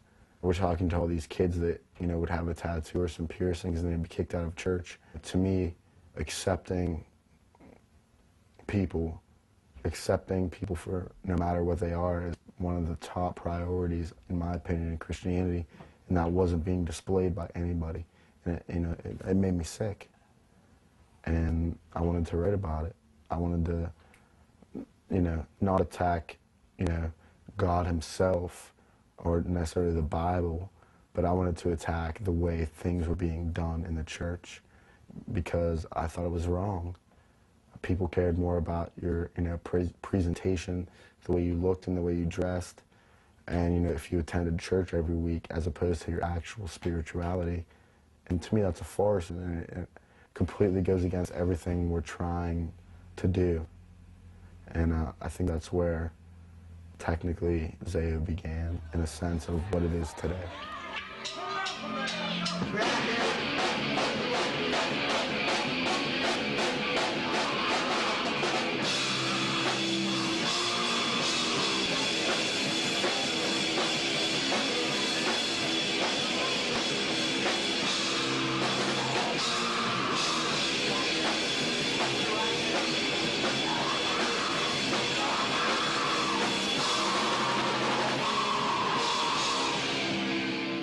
The split EP, that was quick.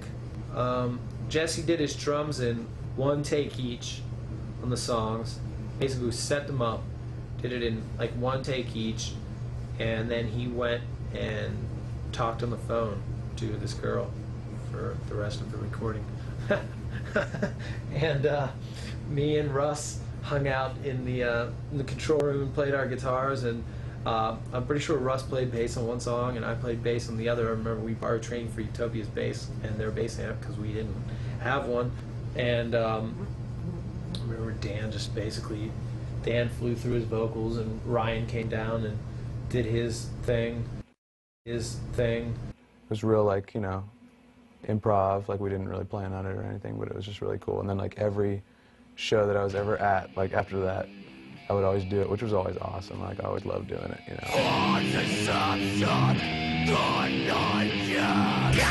I'm a pretty brutally honest person, and if you're going to be honest with everybody else, you definitely have to be honest with yourself. And I'm probably more brutal on myself than like anybody else I know, and when the second incarnation of the band happened, like I started feeling like, man, why is this like this? Like, I'm not a separatist. I like want to be in a band with like my best friends. I want to die for these people. But I live 200 fucking miles away, and they have this clique they've had since they were 12. So instantly when that like incarnation started, like I completely felt like an outsider, even though it was like my band, which it's never been my band, and I've never said it was my band, and whoever's put those words in my mouth can blow me. But you know what I mean? Like I started being like, man, this sucks, because I didn't want to really live in Greensburg, and I had my own little life, like, in West Virginia or whatever. So we just make the drives, and it was like lots of practice, every week, blah, blah, blah, lots of touring. And then it came around to Brett leaving. Leaving ZAO was something that was a really difficult decision for me to make. I loved the band. You know, before I joined the band, it was one of my favorite bands, and it wasn't something that I really wanted to do, but truth be told, Jesse was impossible to be in a band with. And I couldn't figure out up until that point why every other member of the band had quit, and he was the only original member. But after being in the band, I realized why every other member quit. And I don't mean to, you know, trash talk Jesse, because honestly, I love the guy genuinely, and he's a wonderful person to be friends with outside of the band, but he's not easy to be in a band with. He had started doing the Juliana Theory with all those dudes as a side note, and I think with any marriage of sorts, which being in a band is definitely like a marriage, things get in the way of things, communication breaks down, people start to get attitudes. Definitely when there's two camps involved, people start to talk, and then problems start. He would say a lot of really terrible things about me to fans of the band and to other people when he didn't know I was around, or when he thought I wasn't around, or word would get back to me. And I almost quit in the middle of the tour. I was seconds away from packing my bags and flying home in the middle of the tour because of some stuff that he said. He would come to my town and hang out with my best friends, and I remember he was there one time when I was away, and the whole time all he did was badmouth me, and you know, to my best friends, who of course are going to tell me everything he said. And I just knew that I didn't want to be in a situation like that, where I understand that not everybody's always going to get along in a band, but Jesse had this issue where he seriously could not be happy with anybody or anything that anybody did, because I don't think he was happy with himself. Brett would have left ZAO whether me and him weren't both control freaks, you know, but I don't know. Just like anything else, it was a bummer, because I think he's amazingly gifted. He's written so many songs I just freaking think are great, you know, and yet another guy that I know Brett, and the dudes in ZAO know Brett. Nobody else knows Brett. Just because he wears a purple oversuit and shakes his ass, it doesn't mean you know him. I think Brett's totally chill, you know. I haven't been the best friend to him, he hasn't been the best friend to me, but, you know, people make these assumptions about how it all went down. Leaving the band was a great decision, because since then, he and I have, you know, are friends. I think because we're not in the band anymore, and I think that, you know, ZAO's better than ever now, with all the members that they have in the band. He left ZAO because he had something else inside of him and his heart to freaking go for it, you know? And obviously, like, the Juliana Theory and him being a songwriter is what he was supposed to do. He wasn't built for metal for his entire musical career. In the back of my head, I knew that, you know, I could do the theory and do that full time if I wasn't going to be in ZAO. And maybe if I hadn't had the theory, I might not have as quickly made that decision, because there was probably somewhat of a musical reason. There was definitely something that was a little bit limiting about just playing hardcore, not being able to, you know, to play different. I guess it's just that hardcore in general is somewhat limiting, because there were these rules. At least it felt like there were rules that, you know, you got to scream and you got to do this type of song. And I wanted to be able to, you know, write different type of music, and it was definitely easier to make the decision knowing that I had the Juliana Theory. Though I don't believe we were a full-time band yet at that point. Yeah, actually, I know we weren't, and so it wasn't like I didn't quit because of the band, but I'm sure it had something to do with, you know, making it easier to make that decision. Brett had this like thing to him that maybe like ZAO didn't have at that time, like the rock flash, you know?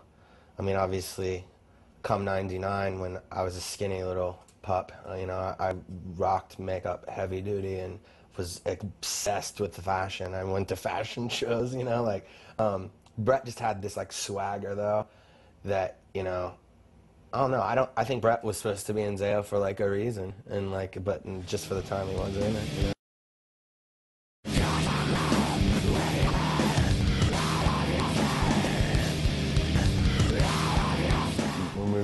the Fire up to recording the split with Training for Utopia. We did about a 7-week tour, and I believe it actually ended in Indianapolis. There was a giant parking lot. Myself and Jesse and Russ and Brett were sitting out there, and Jesse was more or less talking about how he couldn't do this anymore. There's certain people that when they act a certain way, there's no use in arguing. It might not be what you want to hear, but you take it with a grain of salt and you move on. That's really all you can do. Jesse, he was the leader at the time. We didn't necessarily break up, but we were, I guess, if you look at it in terms of we're taking a sabbatical. Myself and Russ and Scott, I remember just being totally blown away by him when he was in Chapter and Creation, just thinking like not only technically was an amazing guitar player, but I remember seeing this show where he literally was like playing guitar and playing these this was like before Dillinger Escape Plan, these like amazing like technical riffs, and he was like literally standing on his head. When we started Chapter, it was very like influenced by Suffocation and like real death metal, crazy Morbid Angel type of stuff. Actually, the band that influenced me the most from the hardcore scene was Overcast. Those guys were like more of a technical metal band in the hardcore realm, so we took that and we just played as fast as we could with our fingers, I guess. We just wanted to do something different, like as everybody in Pennsylvania was like that. Nobody really wanted to sound like anybody else, and we just tried to be all weird and different and as dissonant as you possibly can, because everybody else at the time was just, eating crunches. So it was cool to do something like that. When we took this so-called sabbatical, we started a band that had a couple different names, actually. Actually, the first name we came up with was From Autumn to Ashes, like for real. And it's so insane to me that From Ashes to Autumn, or what is it? No, we were From Ashes to Autumn, and they were From Autumn to Ashes. But we were going to be called 5 Stars for Failure, and we ended up being called 8 Stars for Elijah. It was me on guitar and vocals. Dan played guitar with me. We had a kid named Tim Cooper playing bass, and Russ played drums. It was very like a Sunny Day Real Estate, kind of like a very like heavy, aggressive, like indie rock type of band. Right as we started really getting into the groove, Tim moved to Florida, and during this all, Jesse called us, and he all of a sudden wanted to do the band again.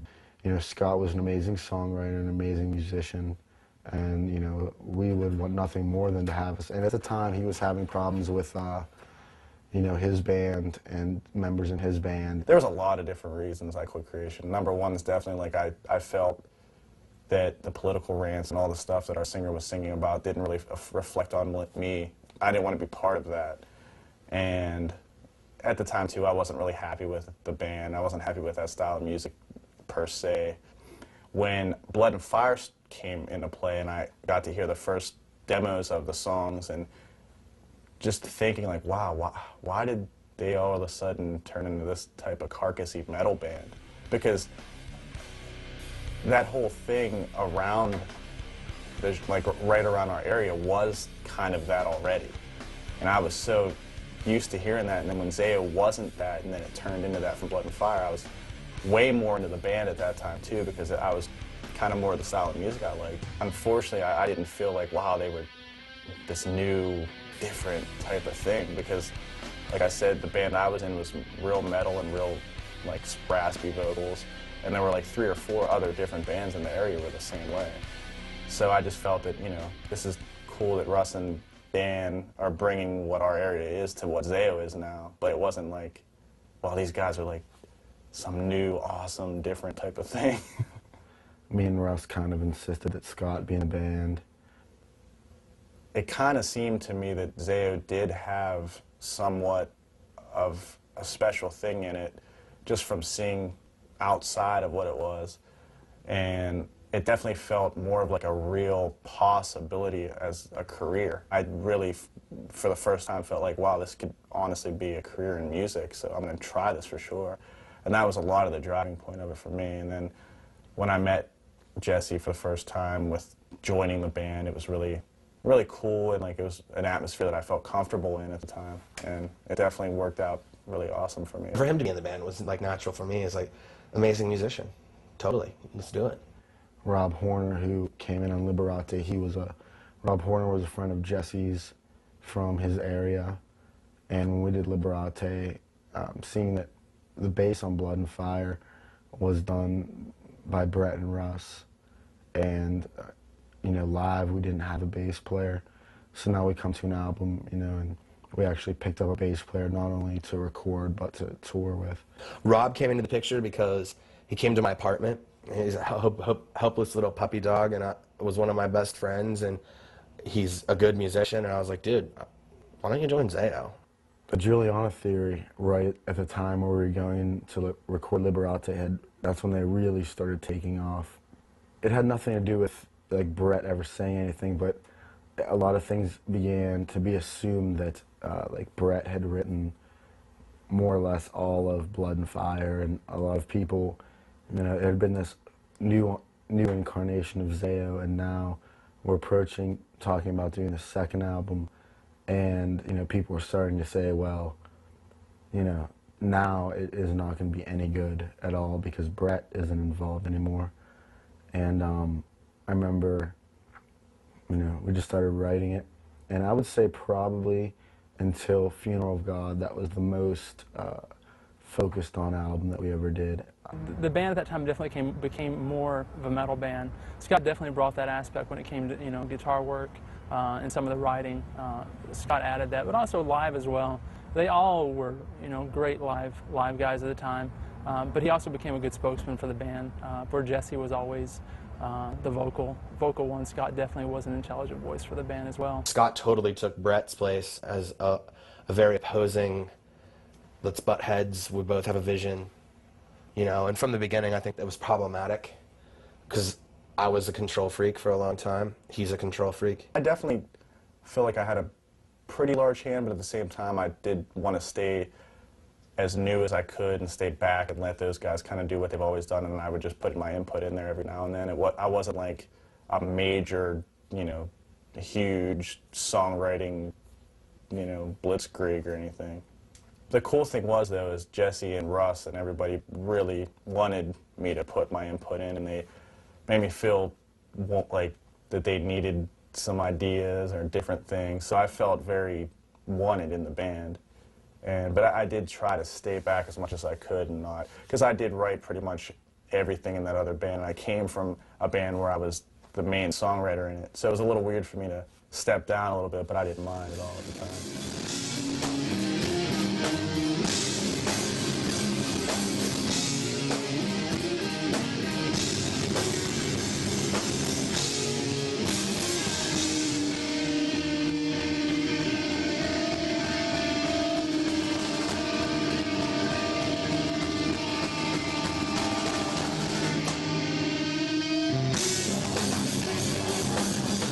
Right before we did Liberate, like, I really, like, I'd moved out, and I totally just went through this thing, you know, I never drank, never, I was kind of just, like, goody two-shoe, like, freaking whatever, scene kid, you know, and, I don't know, you know, I got into Bowie, I got into Manson, I didn't get into drugs, that was never my thing, but I got into depression. That's when it took a hold of my life, and I mean, I still deal with it now, you know, listening to dark music, sitting in my apartment, you know, just drinking, and, you know, really started having weird thoughts about stuff. Super into Neurosis at the time. I'm still a huge Neurosis fan. We were all very heavily influenced from Neurosis on that record for sure. Like, I remember getting through Silver and Blood and loving it so much, and just loving, not necessarily like trying to sound like that band, but just the feeling you get when you heard that record, and the uneasiness of it. Dark. Dark, dark, dark. Like, me and Dan watched dark, screwed up movies to take samples from. Like, we took a sample from this movie Deceiver, and you know, time to deal with the devil, like, and you know, all the Event Horizon. In ZAO, I mean, we had a formula of, you know, you're kind of a hardcore metalcore, whatever type of band. So you have to have like a little bit more upbeat, maybe moshy parts, I guess. But we wanted to do something with that record to where it had that uneasy, real droney, dark feeling, but still have stuff catchy enough for like kids to jump around and do whatever they want to do in normal shows or whatever. So I think it was for me, that was the hardest thing about making those songs and doing that record, was to have a good balance of that, because it's really hard to, if you think about it, mix something so repetitive and like drony with something that's a little more upbeat, and not necessarily upbeat, but like moshy, catchy, whatever. That's my favorite record. Liberate is my favorite ZAO record. What we tried to do was necessarily let the tones of the record set the mood more than writing the songs to set the mood. Because if you listen to that record, the guitars and everything's so, like, there's just this weird, like, sounds like somebody did it in a basement of just dirtiness. And even with Dan's, like, vocals, putting a little bit of a weird distortion effect on it just made it sound real gritty and it's real raw and very emotional. And I think that we took that definitely from the Neurosis production, because that's kind of how, you know, Through Silver and Blood was, and Enemy of the Sun. Like, it was just real dark and weird. I heard ZAO before, heard of them, and like didn't want to listen to them because of the whole Christian thing, but I just couldn't help but love that record. I thought it was just amazing, and every song on that record just blew me away. It's still one of my favorite records ever. It's like one of the best things I think they have done. Liberate was definitely a defining record for the band. I think for a lot of kids, it was the first record, even more so than Were Blood and Fire, that they really latched on, because Dan at that point was becoming more vocal from the stage about some of the songs, what they were about. My goal was always to write lyrically something that could be taken, like you would have a pretty good idea of what it was about, but at the same time it would be vague in the sense of it wasn't necessarily focusing in on a precise point. It was, you'd get the gist of it, but at the same time a lot of the details would be vague.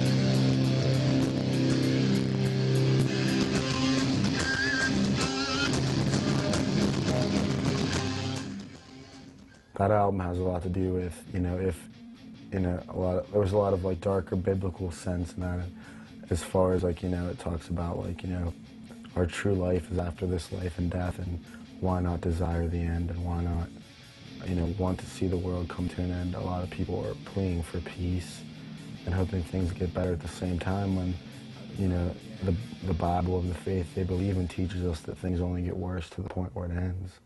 There was a song on Liberate called Savannah that was about, you know, a pornography star that killed herself after she was in a car accident because, you know, she's in this car accident, she gets home, she looks in the mirror and her face is smashed to pieces, and she knows that regardless of surgery and things, she's not going to be, you know, attractive in the sense anymore, and she decides that it's better to be dead than not be attractive. And you know, there's a lot of things I wanted to start making people think about. At the time, a girl I ended up dating for a long time was sexually assaulted by the drummer of a praise and worship band at a church while we were on tour. And I mean, there's a lot that goes into that experience, you know, for her and for me, in the sense that, once again, I was talking about, you know, how we were feeling a lot of angst against the church in a lot of aspects, and then something like the drummer of a praise and worship band raping and my girlfriend kind of added a whole new twist on that. It got to the point, because of the label we were on, I mean, you know, they were, at the time, you know, they still are, and were at the time probably one of the main ranking, larger Christian, quote-unquote, labels, you know, as far as distribution through not only like the secular market, but Christian bookstores, where a lot of times, you know, these mom and pops and Christian chains across the country will more or less take in and sell anything that they put out. So they definitely, you know, understandably have to monitor what is, you know, the product and things like that. The Christian market had some problem with like the fact that I had pin-up girls on both my forearms, and I was just like, are you kidding me? Like, what, do you think some kid's gonna go in the bathroom and get excited for the first time? Like, what? You know, this is ridiculous. Like, I don't even think that record, I think from then on out, the Nail shouldn't have put ZAO in Christian bookstores. I would write songs and like kind of lie about what they were about, because I thought that if people really knew what some of these songs were about, they definitely wouldn't probably be all right with the fact that they were in Christian bookstores. And not in the sense that I don't think they were unchristian, I guess if that's a word, but in the sense that maybe this was a little too, you know, mature, or, you know, not that necessarily I'm a, you know, intellectual, mature person, but maybe this was a little too much for, like, you know, some kid to come in and purchase and think about. Jason something was the graphic guy, and I remember I was really glammed out, like wearing like just tons of makeup, getting made fun of at hate breed shows, you know, when we play with bands like that, and just totally my own thing, you know, double stack creepers, 99, you know, skin tight everything, freaking just whatever, just not cutting edge maybe for like the hardcore scene because no one was wearing makeup, but definitely my own deal. And those guys were still kind of 50s out or whatever, and Scott was always his own person, you know, but it kind of bothered me because then the layout comes too, and they're like, they put a giant picture of my makeup eye on there, and it bothered me because I was so glammed out, and like everybody else was like, that's when I really like started to separate from ZAO. That's when I started to be like, God, I know they hate me because like I want to do all this stuff, and they just want to be a sick band, and I have way too many ideas, and I'm way too depressed. I never at any point in my life didn't not want to be in the band, and I've always taken my aspect of it very seriously, and like, you know, I've always respected, you know, and treated it well. But there was just times where, you know, I realized that it's hard for me because I just started working at a good job, and, you know, I didn't, you know, excel in high school or anything, just because I didn't, you know, high school was the worst time of my life, and I hated it, and I just wanted to get through with it. I didn't care if I did well, I just wanted to get out. So I get out of high school, I'm not expecting to ever, you know, do anything work-wise that I like in my life. And I get, you know, offered this tattoo apprenticeship. I was really disappointed by Dan, you know, was getting into tattooing. Russ was under Dan. Any decision Dan made, Russ did. Jesse was constantly wavering. You know, one week he would be so excited about the band he couldn't contain himself. The next week, every breath out of his mouth is, I can't wait to quit this band. Like, you know, I love you guys and, you know, the fans or whatever, but I hate this band. It's a curse and stuff. And, you know, I'm like torn between, all right, I'm having someone help me with a career, or do I want to be in a band and give everything up to be in a band where every day the drummer changes his mind whether he wants to be a band or not be a band. Me personally, I needed some time. I felt like, you know, my life, you know, I needed to do something else. I needed to make sure I was maybe 20 or 21, maybe 22, I can't exactly remember, but I needed to make sure that, you know, if this is what I'm doing, you know, is this really what I need to be doing? And Dan felt the same exact way because of, you know, his career at the time and the instability of Jesse Smith and, you know, what he wanted. And it was a battle between the two. And we were really frustrated. There was all these occasions where like 2 or 3 days before, you know, I would have 2-day notices that we were going to leave for a week. And I was like, all I need is a little bit of time. Just, if you let me know ahead of time, it's fine. And it would be 2 days you have to leave. And so there started to be stress with me at work. And I wasn't an established tattoo artist yet. And I'm learning under this like awesome guy. And it had nothing to do with my love for the band, but it was like, you know, I know that, you know, there's no metal bands with 55-year-old guys in it, you know? Like, one day I'm going to have a job. And, you know, hopefully maybe I can make a career of music, but I'm not going to bank my life on that. Like, I'm not a gambler. I'm not just gonna like say, yeah, I'm gonna make it in music and just not care. So, you know, I'm getting this awesome opportunity to have like more or less someone help me with a career. And at the same time, you know, the communication of the band was so horrible. Dan and Russ were pretty crafty on this one. We got real drunk while we were doing Liberate, and we were sitting out on the porch at the La Quinta, where we always stayed in Little Rock, and I told them, you know, I'm like, I love you guys so much. I'm like, anytime you ever don't want to do this, you know, don't be offended if I like keep doing it, you know, whatever. And sure enough, the following summer, we're ready to go on tour with Nile, and today's the day, and I get a letter in the mail, and it's telling me they're not going on tour, and I was like, oh my God, Dan just quit ZAO. You know, it sucked, you know. We wrote a letter to Jesse Smith stating that we didn't want to be in the band, and, you know, we wanted to pursue, you know, other things that might, you know, come about our lives. You know, what am I supposed to do? I have no idea. So, you know, and it wasn't a decision I made overnight. I was like, you know what? I'm just going to step back from the band, because if I can honestly say, if at the time I would have known that the band would not break up, I would have done the band. But Jesse, you know, at the time he was the leader of the band, and I didn't have faith that he wanted to do it. Like, I didn't have faith that this was going to be a long-term thing. And I wasn't going to give up a definite long-term thing for, you know, this like shaky, I have no idea what's going on week to week. And that was the first time too where I started getting really pissed, because I felt like everybody like totally, you know, their perception of me was like totally weird. Like it was totally like, he's a nut job, he says whatever he wants, he's a dick, treats his band like blah blah blah, he thinks he's a rock star, and like in my mind that was the last thing I was thinking about. Like I was thinking about if I could get enough balls to like blow my brains out or like, you know,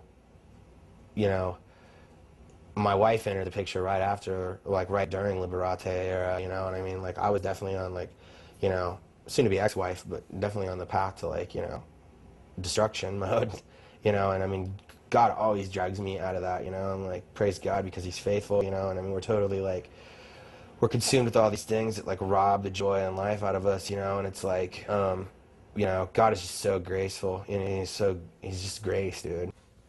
I was in a situation at the time when all that stuff went down. I remember when we actually were in Indianapolis at the Emerson Theater, and when the whole talk of Dan and Russ leaving the band kind of came up, and them talking about writing a letter to Jesse saying, you know, we're done with the band, we don't want to do this anymore. There was definitely part of me that wanted to leave with them, just because of the situations that we got put in, like with, you know, different attitudes of people, and you know, it didn't feel like we should be doing it anymore. But there was also 50% of me that all I wanted to do with my whole life was play music, and if anybody was even going to remotely try to keep going, I couldn't quit. I couldn't do it personally, because I loved it too much and I didn't want to leave it. And I always thought that, you know, maybe I could change what's going on, maybe I could make people like to do it more, maybe I could do this, and I always felt like I could do that, but I mean, I guess I really couldn't, but I definitely didn't want to stop doing it. I remember having a conversation with Scott, and him just being like, it sucks, because like, he told me this, like, you know, probably like 2 years ago when ZAO got back together to do what would become Funeral of God, but he was just like, I just love hanging out with you, and then love like playing. I was like, I feel the same way, you know, and he's like, but when it's you and ZAO, it's a monster, you know, it's like, you become like, you know, I mean, there's so many different people to blame, but I'm not in the freaking, like, where I'm at now in life. I'm not in the position of pointing fingers, and, you know, it's like, I made so many mistakes, but I definitely think Dan and Russ taking off was when I started being like, you know, I don't know if I want to do this anymore. I'm sick of people telling me, like, ooh, because you go ape while you play, you're such a good drummer, and blah, blah, blah. Do you like me, or do you like the fact that, you know, whatever, you know? I became consumed with the idea of Jesse from ZAO, you know? And they left, and I remember me and Rob reading that letter, and I called Scott, and we were just all like, come on, dude, like, we were bummed. And it was 2 days before a tour, called Corey Darst, learned all the songs, went on tour.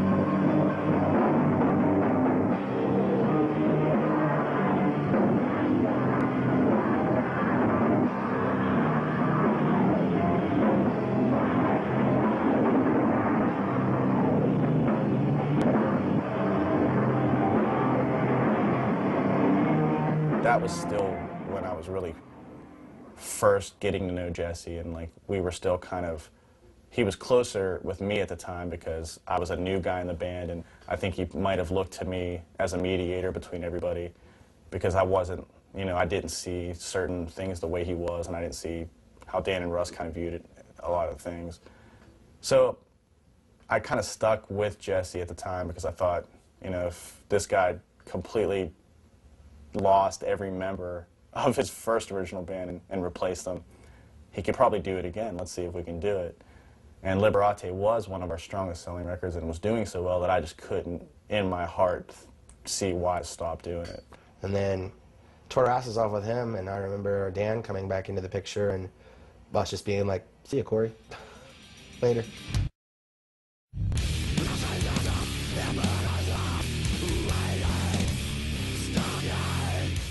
With Self-Titled, I remember that record because talking to the band, they were broken up, but they were going to go and do a record anyway. They had maybe 2 songs written when they went to the studio with Barry Pointer. I remember Barry Pointer calling me specifically from the studio saying he was going to send the guys home because they had nothing written.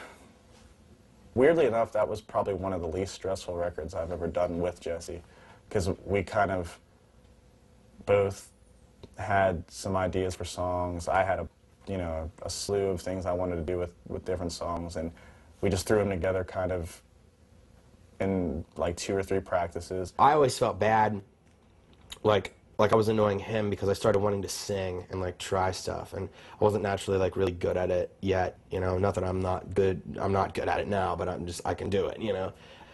And I knew he wanted to, you know. It would piss me off if, like, I was in a band with somebody like me. I'm like, Scott's just shredding and Dan has all these, but there's always like, you know, I always had valid ideas though, and I was like, come on, like, hear them, you know, don't be mad because it's not yours or whatever. Like, you know, I was never into like, it started by that point to get into like a who does what thing. And I think a lot of that was created by me and Scott a little bit. But then we get this demo in, or the, you know, the mix in, and it's another profound ZAO record. I mean, it was such a great record for them. It was really cool, and I was stoked to do it, because the cool thing about it was it wasn't something that we wrote beforehand. It kind of all came together while we were doing the record. I drove down there in my Jetta, because I got in a car wreck while I was there. Me and Jesse were the only 2 riding down, which was like really actually a cool ride down. Oddly enough, we wrote 5-Year Winter on the way down to the studio in the car, because we got caught in a traffic jam right at Charleston, and we were sitting there for like an hour and a half, and we didn't know what was going on. We wrote that song on the dashboard.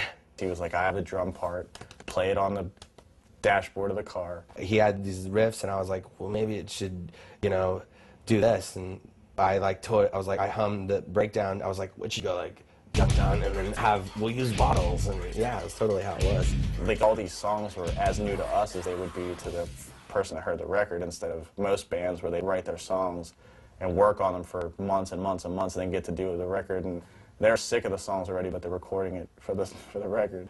But for us, it was like they just kind of came to us already, and it was all new. So when we got the record done, it was like, man, these are like new songs. We haven't heard them yet. It's so cool. So it was a really exciting record for me. That was a good time because it was like like the vision you have of bands in the studio, the different instruments and like the whole thing. We partied a lot, like Scott partied a lot. It was fun, you know. It was cool, yeah. That's a good point to make, because it was really fun, and it was just me and Scott. But at the same time, when I look back, we took no time on it, and I'm, you know, disappointed in all kinds of different things about that record. I still hate to this day the sound of the drums. I never was into doing that ridiculous V-drum fake sounding trash. I never liked it.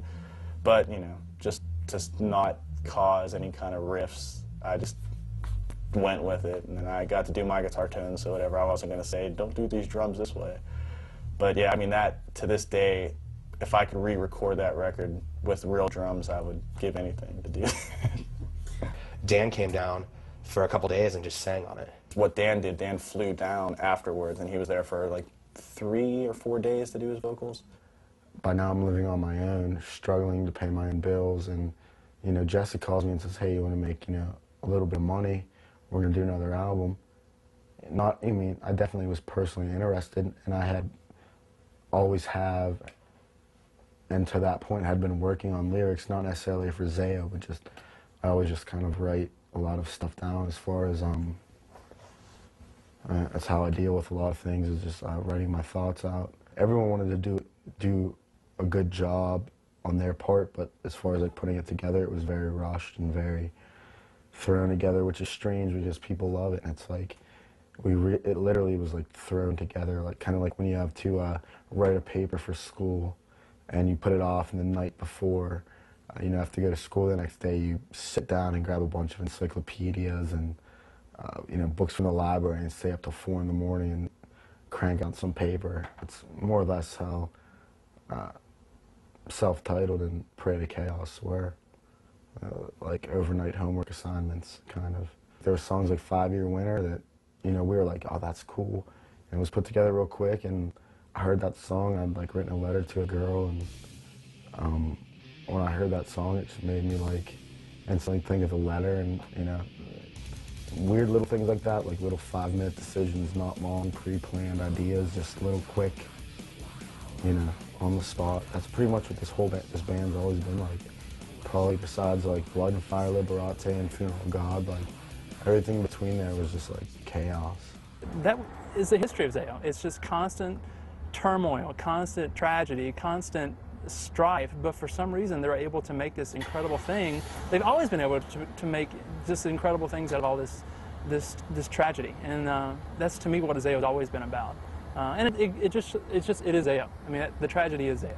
I had already started talking about like how like Self-Titled was the last ZAO record, kind of unfairly to like Scott. I started running my mouth a little bit and being like, I'm not doing it. ZAO's done. ZAO in Greek, originally named as alive, spiritually alive, in essence kind of like third eye open, you know, realizing spirituality, and not only realizing but being alive in it. And through that we're going to call it Alive is Dead. But at the same time, not necessarily influenced or known, the Juliana Theory had put out an album called Emotion is Dead, and we felt because of Brett's you know, involvement in ZAO earlier that they would think that, you know, we were just helpless and we were stealing his ideas, to you know, just being too close to being on the same label and having such a close name, and having, you know, one of the members of the other bands had been in the other bands. So Alive is Dead was my suggestion prior to even knowing about Emotion is Dead, because it more or less meant ZAO is dead. Like, this is our last album, ZAO is dead. It started to get really weird between me and Scott, because then it was like, he'll write all his songs, I'll write my little songs, we'll show them to each other and kind of do it. Self-Titled wasn't like that as much. We did it like that, but like, you know, then it started getting super separatist. Like, and me being like, I'm hurting him and he's hurting me, but like, I'm the only person that gets blamed for anything. And then Russ just being around here and there, and Dan coming and going, and I was just like, this is a fucking circus. And like, but like nobody in the band thought it was, and I was just like, look at these other bands. Like, this is not how bands work. Bands break up. And then I started being scared of like, oh, what if I don't do this anymore? I suck at playing guitar. I suck at singing. You know, I did some dumbass solo album that sold 5,000 copies and I never got paid for. I did that during that time, you know, horrible. You know, I was just like kind of like lost. I wasn't going to church, you know, just doing whatever, you know. You know, Corey did vocals for a while, and I mean, I love Corey. He even, I came back, like, you know, there was a period in there, and then when I came back, he played bass for a while, and I mean, me and Corey, as far as I know, have always been, you know, on really good terms, and I've always respected him and, you know, liked him. And then I was back in the band again, you know, because, you know, hey, like I was saying before about the album, you know, hey, here's some money, come record, then we're gonna play some shows. And then we'd record and play some shows, and then it'd be the same thing, like I'm being told about playing shows or leaving for 2 weeks, 2 or 3 days ahead of time, or I can't go play this show in 2 days so I get, you know, yelled at, more or less, because I'm holding the band back. And not only did I feel it personally, I needed, you know, something more stable, but I felt that if these guys really want to do this, which I didn't have faith, not necessarily in the band, but there were certain members that I didn't necessarily have faith in that we're going to keep doing it, you know? So I'm torn. What am I supposed to do? So I felt, you know, like I said, this wasn't an overnight decision. This is like literally like sitting around and thinking for hours, thinking about the pros and the cons and this person and myself. And, you know, I come to a decision, well, I'll back down, you know, because there's people willing to take the chance, and I'm not willing to take the chance because I don't trust that certain people are stable enough. It's like gambling, you know? It's like you can say, I'm going to bet $5 that the sun's going to rise tomorrow morning. You know, I'll bet on that, but I'm not going to bet on, you know, a horse or something. You know what I mean? It's like you take gambles in life, but some are way more intense than others, and I just couldn't. It just didn't seem like, to me, it was gambling to stay in the band at the time. It was just a bad idea. And I did not love the music. I did not care about the fans. I did not want to tour. It had nothing to do with it. It had to do with, I was worried that if I put all my eggs in one basket, that basket was going to, you know, drop into the lower regions of hell, and I would never see those eggs again. And that was definitely a strange time. I think the coolest thing about that whole era was the fact that of becoming friends with Corey, because Corey was one of the most genuine, awesome dudes that I've ever been in contact with. And the band was, I mean, we definitely toured a lot, and I think that touring really hurt everybody. And I think that the attitudes and the problems that we had really stemmed, and I finally saw that tour, like what it was going to be like with Jesse, and the way he was, and the way he always wanted to quit, and the way he would hate everything and be disappointed in everything. Those tours were the first time I really saw that. And the weirdest thing about the whole situation was, for me, Jesse was never combative towards me, and he was never, ever, like, real, I don't even know how to explain it, just, he didn't give attitude to me, but I saw it in everything. And I saw the way he treated other people, and I saw the way he reacted to situations, and it just, that definitely was a time where I wanted it to be over, for sure. I didn't want to do the band anymore, and Corey came in to fix, you know, what was broken, but it was never a real fix. Was there ever a time where you just, like, were sitting in the band, you looked around and you were like, where's everybody? Like, where's Russ? Where's Dan? Like, what happened? Like, Every day. Every day. I mean, I don't know, you kind of get blinded by your own want for success.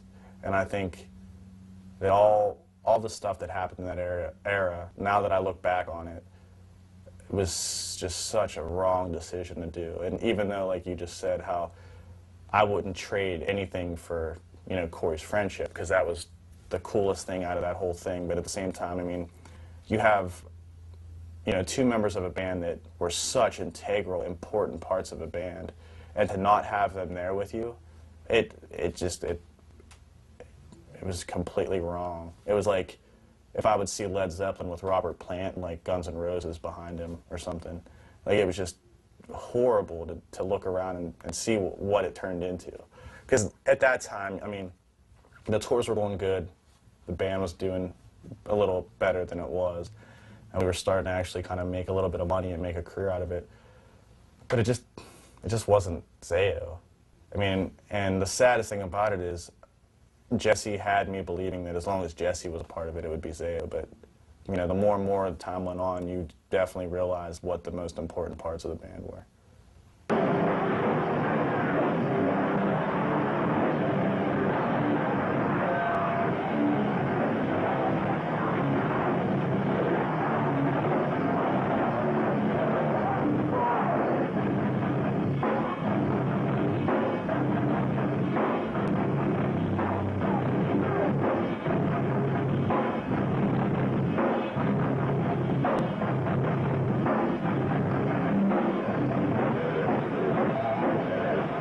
my opinion, as a fan of ZAO, as someone who really respects deeply what ZAO has done, Dan has always been the focal point of the band.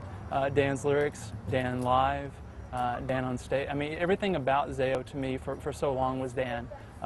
And a lot of times I think with kids, when they had a different singer, it was very difficult for that to transfer well, because Dan was such a, even though he was so reluctant to be a spokesman for the band, he was the face of ZAO to many people, both on stage and on record. So I think that, you know, they had great, you know, some great guys on tour with them when Dan wasn't in the band, but the reality was it wasn't ZAO. It wasn't the ZAO that people paid to see. It wasn't the ZAO that people wanted to buy on record as well.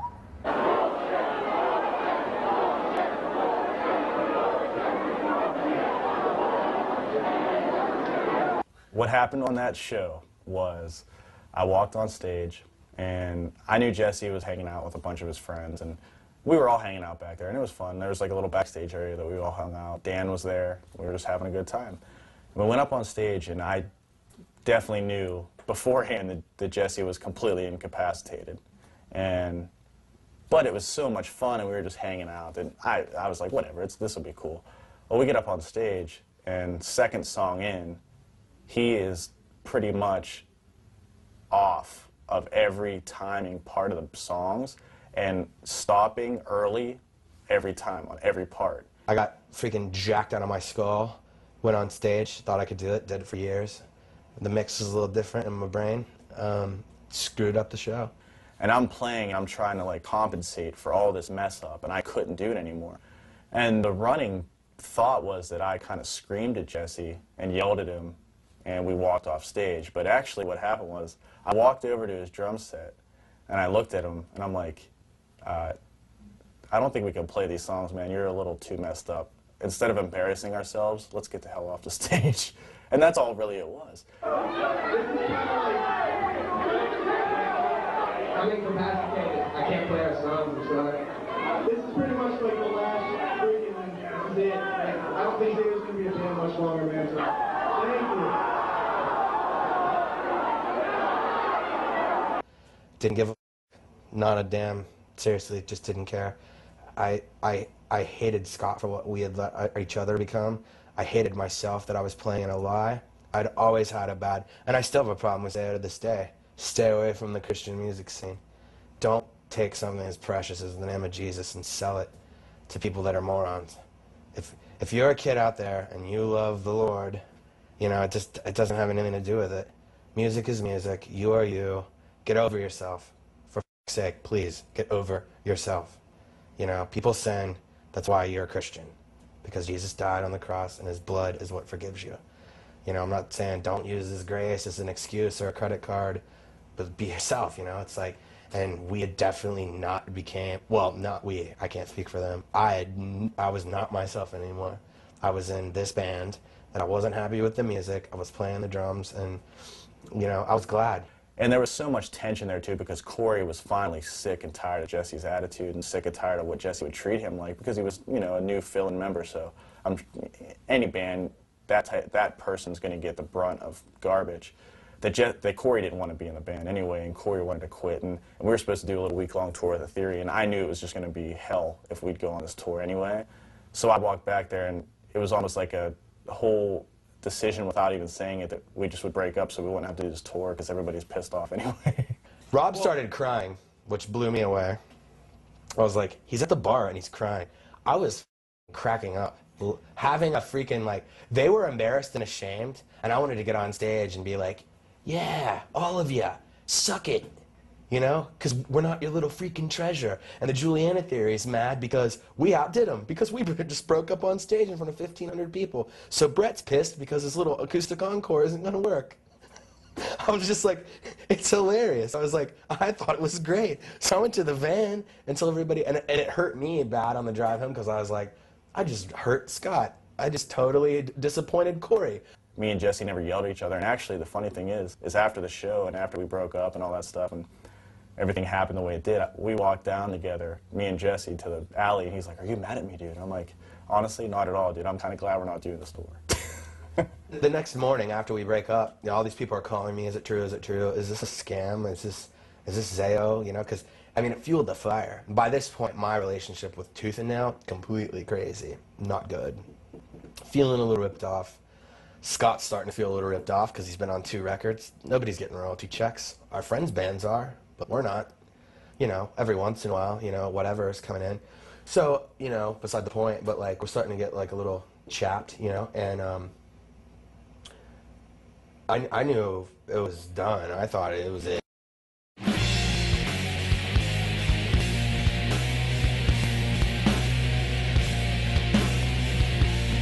Creative Chaos and the All Else Failed records were kind of started by Jesse calling Tooth and Nail. Which was funny because Jesse and a couple other members of the band had been very vocal about Tooth and Nail, against Tooth and Nail and Solid State in the Press. And it was almost funny, but it was also kind of sad when they did another record as well because it seemed very half-hearted. It was a record that definitely, I thought, paled in comparison to some of the records. But there were some classic songs on that record as well, but still it was, in my opinion, you know, the Liberate, self-titled, Blood and Fire era. And even the new record to me was a return to form for the band. But definitely that time to me, thinking back and working with the band, the turmoil they were going through, the turmoil that we were kind of being drugged through with them, it was a bleak time for the band, a dark time. Century Media, me and Corey had flown out there. They wanted to sign us. And Sanctuary wanted to sign ZAO. We wanted to do another record basically for money because all of us were in complete disrepair and financial ruin because the band wasn't, you know, doing whatever. And so I basically tell Tooth and Nail, we've got another record in us. I had written like 3 to 3, Free the Wolf from his Cage song, whatever.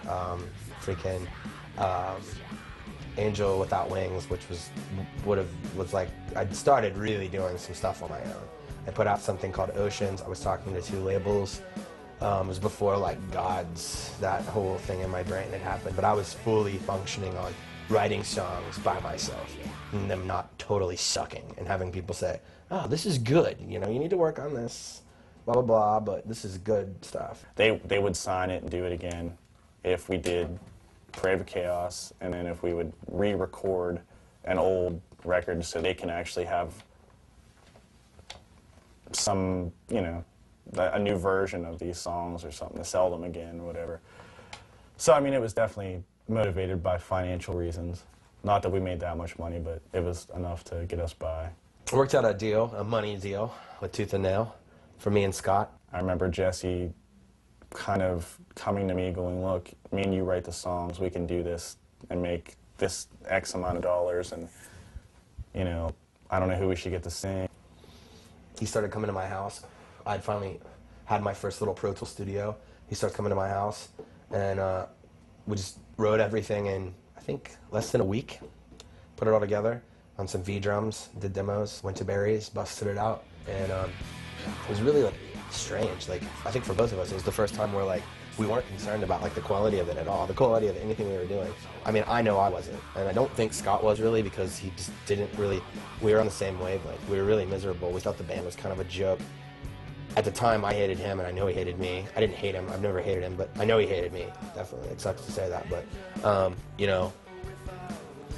So I was like, ZAO's manager, Ryan, has been one of my best friends for years, and I had called him because Dan was out of the picture totally. It was me and Scott, like, period. That was it. And we started just being like, should we do a record with like a guest singer? Like some random guy like ZAO and friends, you know? We talked to Ryan about possibly singing on it. Corey, there was a breakdown really bad when the breakup thing happened before Parade of Chaos, and frankly, like, no discredit to Corey, but no one had seen him, and me and Scott wanted the money.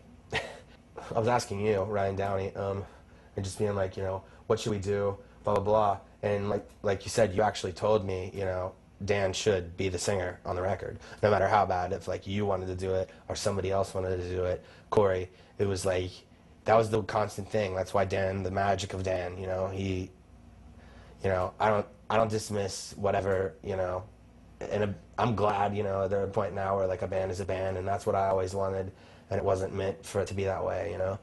But you know, so we went with Dan. Thank God you convinced him to have Dan sing on it. Because I don't think, I don't know, I'm pretty sure that if Jesse would have came to me and not had Dan singing on it, I wouldn't have done the record, I don't think. Just because, why destroy a legacy of a band for pretty much nothing anyway? He actually flew down. Credit to him, this is amazing for all you screamers out there and singers or whatever. He recorded all of the vocals to Parade of Chaos, which a lot of people don't like, but I think is a cool, hashed out, weird dimension of ZAO that we had always wanted to explore. I mean, on all the songs I played guitar on, I tuned the guitar to E standard just to be an asshole and played a hollow body. And this is the most anti-metal thing possible, and it was funny, and we felt just like we were just cheating everybody, but in the end it came out cool. Like, recorded the drums on a 72 Slingerland with one tom, a floor tom, snare, cymbals, that was it, double bass pedal. And Dan came down and in 3 days did all the vocals to Parade of Chaos without really hearing the songs, and all of the vocals to the cover of All Else Failed. He was only there for 3 days. I was just like, geez, he's a machine. I didn't hear any of the songs on Parade of Chaos. I got a CD of the music in the mail, and all the songs weren't even done. And I got a CD of the songs in the mail 2 days before I flew down to record. So I had 2 days I had all the lyrics pretty much ready. Obviously things change once you hear the songs, and you have to make adjustments, and that takes time, but, you know, I had 2 days, you know, and I did All Else Failed, the re-recording of that. And at the same time did probably the worst musical thing of all of our careers, you know, like redoing something as awesome, and I'm ashamed of it, actually. I mean, we had nothing to do with the layout, first of all. There should have been liner notes from the original members. The label left us out of it completely. I was adamantly against doing this All Else Failed remake from the beginning. Number one, I think the biggest reason why I wasn't into it was because the first record that they did, the All Else Failed original record, had so much passion in it, because that band was right when they began, and that was right when they were starting to get a little bit of, you know, coverage and people were paying attention to them, that, you know, there was a fire on that record. And for us to just, you know, basically crap out this remake of old ZAO songs, like, turned my stomach. And honestly, I didn't want to do it so bad that I didn't even really learn the songs until we got to the studio. Like, I wasn't, like, into it. I was hoping we wouldn't have to do it. We actually tried to get out of doing it. But, you know, Brandon wanted it done, so we sat there, and like, right before we record every song on the record, we would sit there for 15 minutes learning it. And then we would record it. Same thing, you know, go find the next song, learn it, and record it. But I really, really, really wish we wouldn't have done that record, because I think that was kind of like almost a slap in the face to the old ZAO. It was like, you know, we're going to do these songs not even half as good as you did them for money. And I mean, yeah, the money was nice, but at the same time, man, was it a bad choice, I think. We did the Metallica cover version of All Else Failed, and that was it. My feelings, the good feelings about ending the band was just the release of all the crap we had to deal with, you know, everything that included in ZAO.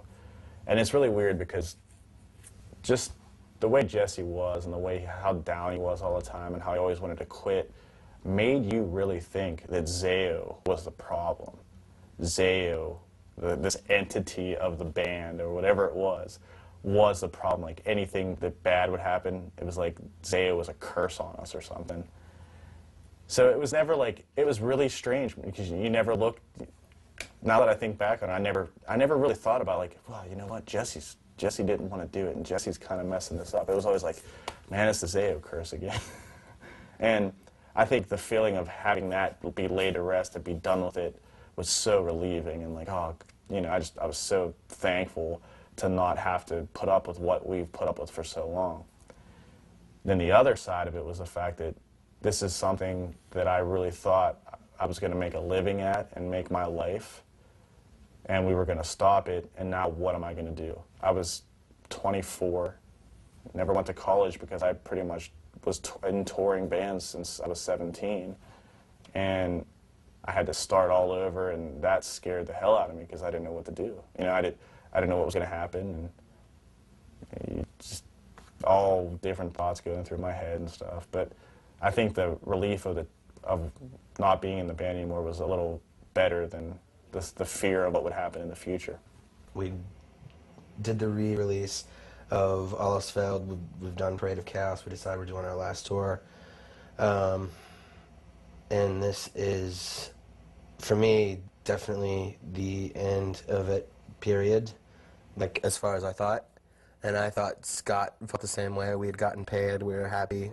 Go on that tour. It's the tour was ZAO, Unearth, Under Oath, Dead Poetic, and The Underwater.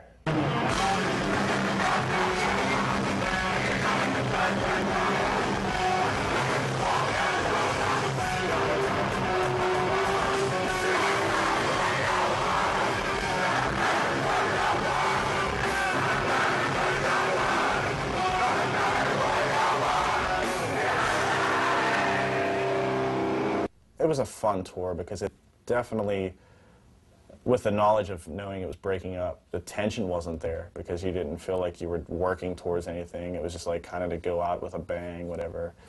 So there wasn't like that normal like fighting, bickering, the band's not doing too good, we didn't sell this many records, who cares? I mean, the band was over, so what? We'll do this tour, it'll hopefully do well, and you know, we'll go out with a good amount of money and have fun with it. It sucks that it was our last tour because like things were so stressful, you know, just, it was weird, you know, like things would get really cool, things would get really bad, and then they would just kind of stay like weird, and people would go in their own camps. Like, it was weird for me big time because Rob wasn't on the tour, number one. You know, he wasn't involved in this kind of last run or whatever because, you know, it was just me and Scott, and then Dan came into the picture, and then Russ just ended up doing it. I remember the very last show of that tour. We were in Lancaster, and I remember getting on stage, knowing full well this was the last show, and it was the weirdest feeling I've ever felt because all this time, all this whole tour, I'm like so happy that it's breaking up, and then all of a sudden this last show, I'm like, well, this is it, and doesn't seem like it should be over, but I guess it's over, and there's nothing I can do about it. And I remember looking at Jesse playing and Russ and everybody, and there's something in, I was just like, why really are we stopping doing this? What is the main reason why we don't want to do this band anymore? And that's kind of like pretty much where everything came from. You know, from that day, I was like, why are we even stopping doing this? What is the main reason why? And then, you know, after thinking about it enough, you really realize why it was breaking up, and it was solely because of one person not wanting to do it anymore, and his attitude and the way he just did everything, taking everybody down to this level where this is your love and this is what you want to do for your life, but I hate being with this one person enough that I don't want to do it anymore anyway. It was a pretty extensive tour. It was like, I think 6 weeks. And just by the end of it, you know, I was telling you, I thought I wanted it to be like this emotional, like awesome thing. And I mean, I thought we played great, you know, our last show, it was good. Just same damn songs, no. And I just walked away empty. I was like, that was that. I just dumped 10 years of my life in the toilet. I can't even cry about this. Like, it means nothing to me.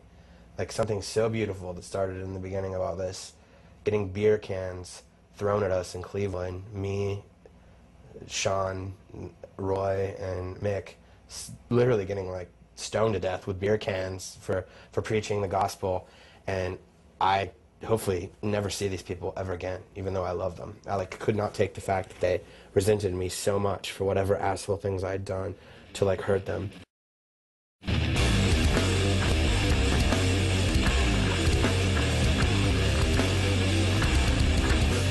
There was a resurgence. What had happened was there was a guy named Patrick that had came to us a while after Parade of Chaos, and offered us a very large sum of money to do a new album. For some odd reason, he found Rob Horner's email address.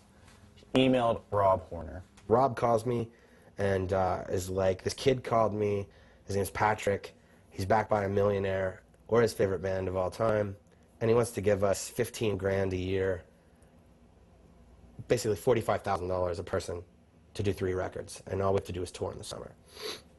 So I'm like, 15 grand, huh, for 1 record a person? Yeah. When me and Russ and Dan, when we were done, but the kind of figures this kid was talking to everybody was mind-blowing, and I never thought I'd make that kind of money in a band, so of course we're like, yeah, let's do this. So we get the original, basically not original, but in my mind, the quintessential ZAO lineup. No offense to what's going on now, but as far as like ZAO, you know, not happiness, just good ZAO, would be, you know, Liberate. You know, Jesse and Rob kind of get in touch with us, and they're like, you know, would you guys want to do another record? This kid's talking about, you know, giving us each an advance of thousands of dollars, and we'll be able to do this record, and if it goes somewhere and finally takes ZAO to the next, you know, mountain that it needs to climb, awesome. If not, we'll just break up and we'll have all this money anyway. Some friendships have been restored, and people were willing to give it a try. And then we met, you know, everybody got together as the band, you know, Dan, Russ, all of us were all sitting around at Dan's house. And the kid that wanted to do the record label flew up to our hometown, came up, talked with us, had his whole contract written out, and we read all over it, and it was like pretty much too good to be true, because, I mean, it was. But he came up with, you know, half of the money he was going to give us. So all of us are, you know, super into this because of the money at the time. And, you know, we get the checks and we're all stoked, and we look at the contract, we all sign it, and we kind of started getting back in the swing of doing the band with Jesse and Rob in it, me and Dan and Russ. We all get our checks, it's all cool and fine and dandy, and we start practicing, writing, and it's going really cool. I'm driving, meanwhile, you know, freaking 400 miles a week. I start getting held out about that after a while, and then it starts getting taxing, and then money starts coming into it again. And as that started, that's definitely when my thoughts started to come again, where we need to do this for real, because I'm having too much fun again, and writing these songs, I'm actually really excited about this. And it almost turned away from the money, because I was like, wow, this is really cool. I feel like this is maybe something we should be doing. And, you know, I know Russ felt the same way. And monetarily, it was worth it. You know, not necessarily, you know, on my aspect, but everyone's. And we began writing. We had written a few songs, like The Rising End was in its early stages, and Praise the War Machine. And then, a couple weeks after that, when we were getting ready to leave, Patrick doesn't call us. Barry calls me. I didn't get the record. I didn't get the money for the record yet. I'm wondering what's going on. Call Patrick, I can't get a hold of the kid at all. And, you know, about a week before we go into the studio, we get the call, oh, nope, it's all gone. It's folded. And, you know, it's all just down the dumps. They told me that his backers backed out on him. I guess there was somebody in the family that had some health issues, and they just weren't, you know, able to really deal with this whole situation at all. So it kind of completely, all in, you know, a week, fell completely to nothing. But we've already started writing all these songs, and we were all excited to do this record, and we're all stoked to do the band again. So that's kind of where the whole ferret thing came into play, because me and Jesse talked. We've known Carl forever, and Jesse thought, hey, you know what, why don't, if we want to do this, I'm going to call Carl and see what he would do. Carl says, hey, do we have a shot? We have a real shot of signing ZAO, and we're both, Rick and I, like, didn't even hesitate. Sign them right now. Like, sign them. Give them whatever they want. Yeah, and like, it was the first time it was the first band that ever got an advance. It was the first time. It was like, you know, it was a cool step for Ferret, you know, and it was a big step. It was one of our first risks, and you know, it's definitely, you know, it's paid off, and it's not like we're backstroking in money from them, but you know, the record's definitely been successful, and, you know, the next record, we're in a great spot for that to, you know, just to keep going. And, you know, definitely Jesse gave me the story of how he had to, you know, make Carl want to do the record and how he worked out everything. And I know all it was, hey, Carl, ZAO wants to do a record on Ferret. Carl was like, cool, let me see if I can do it. So there wasn't really that much work involved, I don't think. But so Ferret started getting on board with everything. And Carl was getting excited about it, you know, and everything was cool. And then that was kind of right around the time when we went and had a meeting with Dan about doing this band for real. And we kind of gave him like a 4-day period to say if he wanted to do this 100% or if he was going to have to do the shop and we weren't be able to tour as much as we wanted to tour, because we wanted to do at least 7 months a year, go crazy and do this for real. Dan starts not coming to practices when, you know, when I'm there, driving there, you know, like it's like 8 hours of my freaking day. He's not coming to practice because he's asleep. Then some stuff happens with some like addiction stuff, you know, with him, and that Russ and Scott are just not cool with, you know, at all. And I'm not cool with it either, but I was there for him a lot through those times. Pretty much, I was saying I'll do this full time, you know, okay, you know, and Jesse was saying things like, you know, we're back as brothers again. It was the Liberate lineup, and he was talking about getting all our names tattooed on him and things like that. And then I found out, you know, a week later that he's been talking to someone else for 2 weeks because he wants to go on tour in 2 weeks and make money. And if I'm in the band, and he knows I'm not going to go on tour in 2 weeks, therefore I mean nothing because I'm standing in the way of someone making some money. Little did we really know that, you know, in the back of all this stuff, Jesse's talking to Josh Ashworth about, you know, if Dan's not 100% dedicated, I wanted to have some kind of backup plan or whatever. So if Dan doesn't want to do it, I'll get somebody else to do it. So that's why he called Josh, whatever, after I found out what was going on. But we were talking to Dan, and then Jesse brought that to my attention that, you know, if Dan doesn't want to do it, Josh Ashworth said he would. So I'm like, all right, the blinding of it, oh, we have to do this, the you know, kind of manipulative things that you get said to you when people's lives are at stake or whatever, you know, it kind of comes into play. And very awkwardly and ill-willingly, me and Russ agreed on if Dan didn't want to do this, do ZAO full steam, we needed somebody that would do it full steam. So the last day came to when Dan was going to tell us if he was going to do the band or not. And Dan never said he couldn't do the band. He just said that he didn't really think he could. He didn't really know if he could. He didn't want to leave his shop if, you know, just because of the instabilities. He didn't know if it was going to work. He was a little worried about it. But he never really once said, I'm not in. I'm definitely not in. Basically, they forced me to kick him out. I don't want to cause any problems because everything's cool now. But like my perspective is, you know, especially Russ, really uncomfortable with the behavior going on. And they basically were like, well, Jesse has balls. He'll tell anybody anything he thinks. And he's always a scapegoat for being the dickhead. So let's have him kick Dan out of the band. You know, and for me, it sucked because I was like, finally, we're back together. And we all have money in our bank account. And it's all going to be okay because it's always okay when you got the money, right? You know? So, yeah, so we kick him out. And I have other people, you know, that were around and they know, you know, it freaking killed me to, like, kick out my friend, especially when he's freaking going through all this.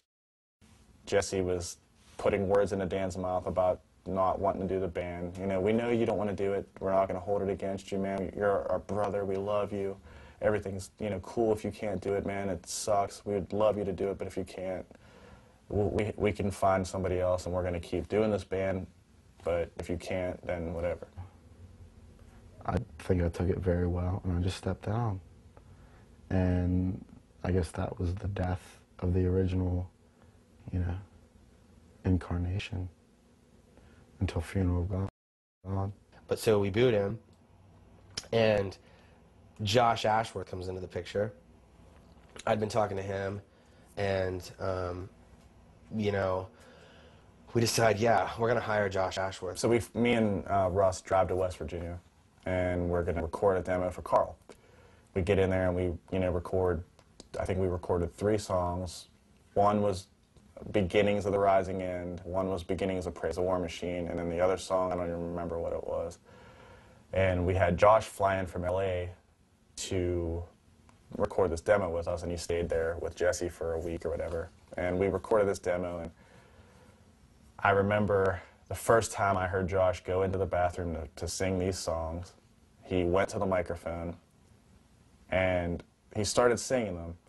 And he was a little out of practice, because I know he hadn't sang for a while, and it was a little weird. But I remember looking at Russ and going, you know what? This might work, man. This might be okay. We put a tour together.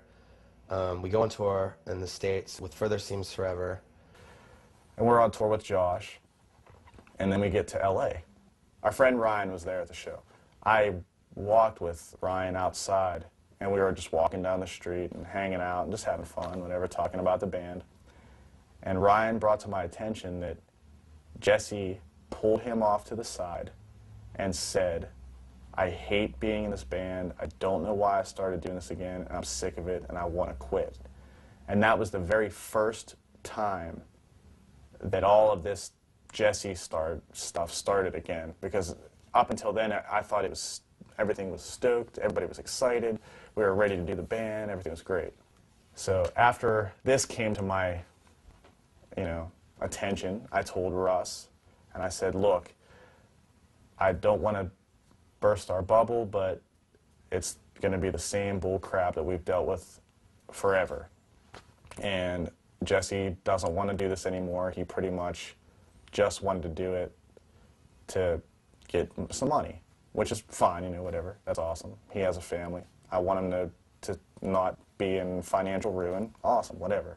But there's still the situation of me and Russ are extremely excited and think this band's going to work, and then you have this happen again, which is the ongoing story of this band, so whatever. And I also asked my friend Ryan what he thought of Josh Ashworth, and he pretty much as usual, confirmed my already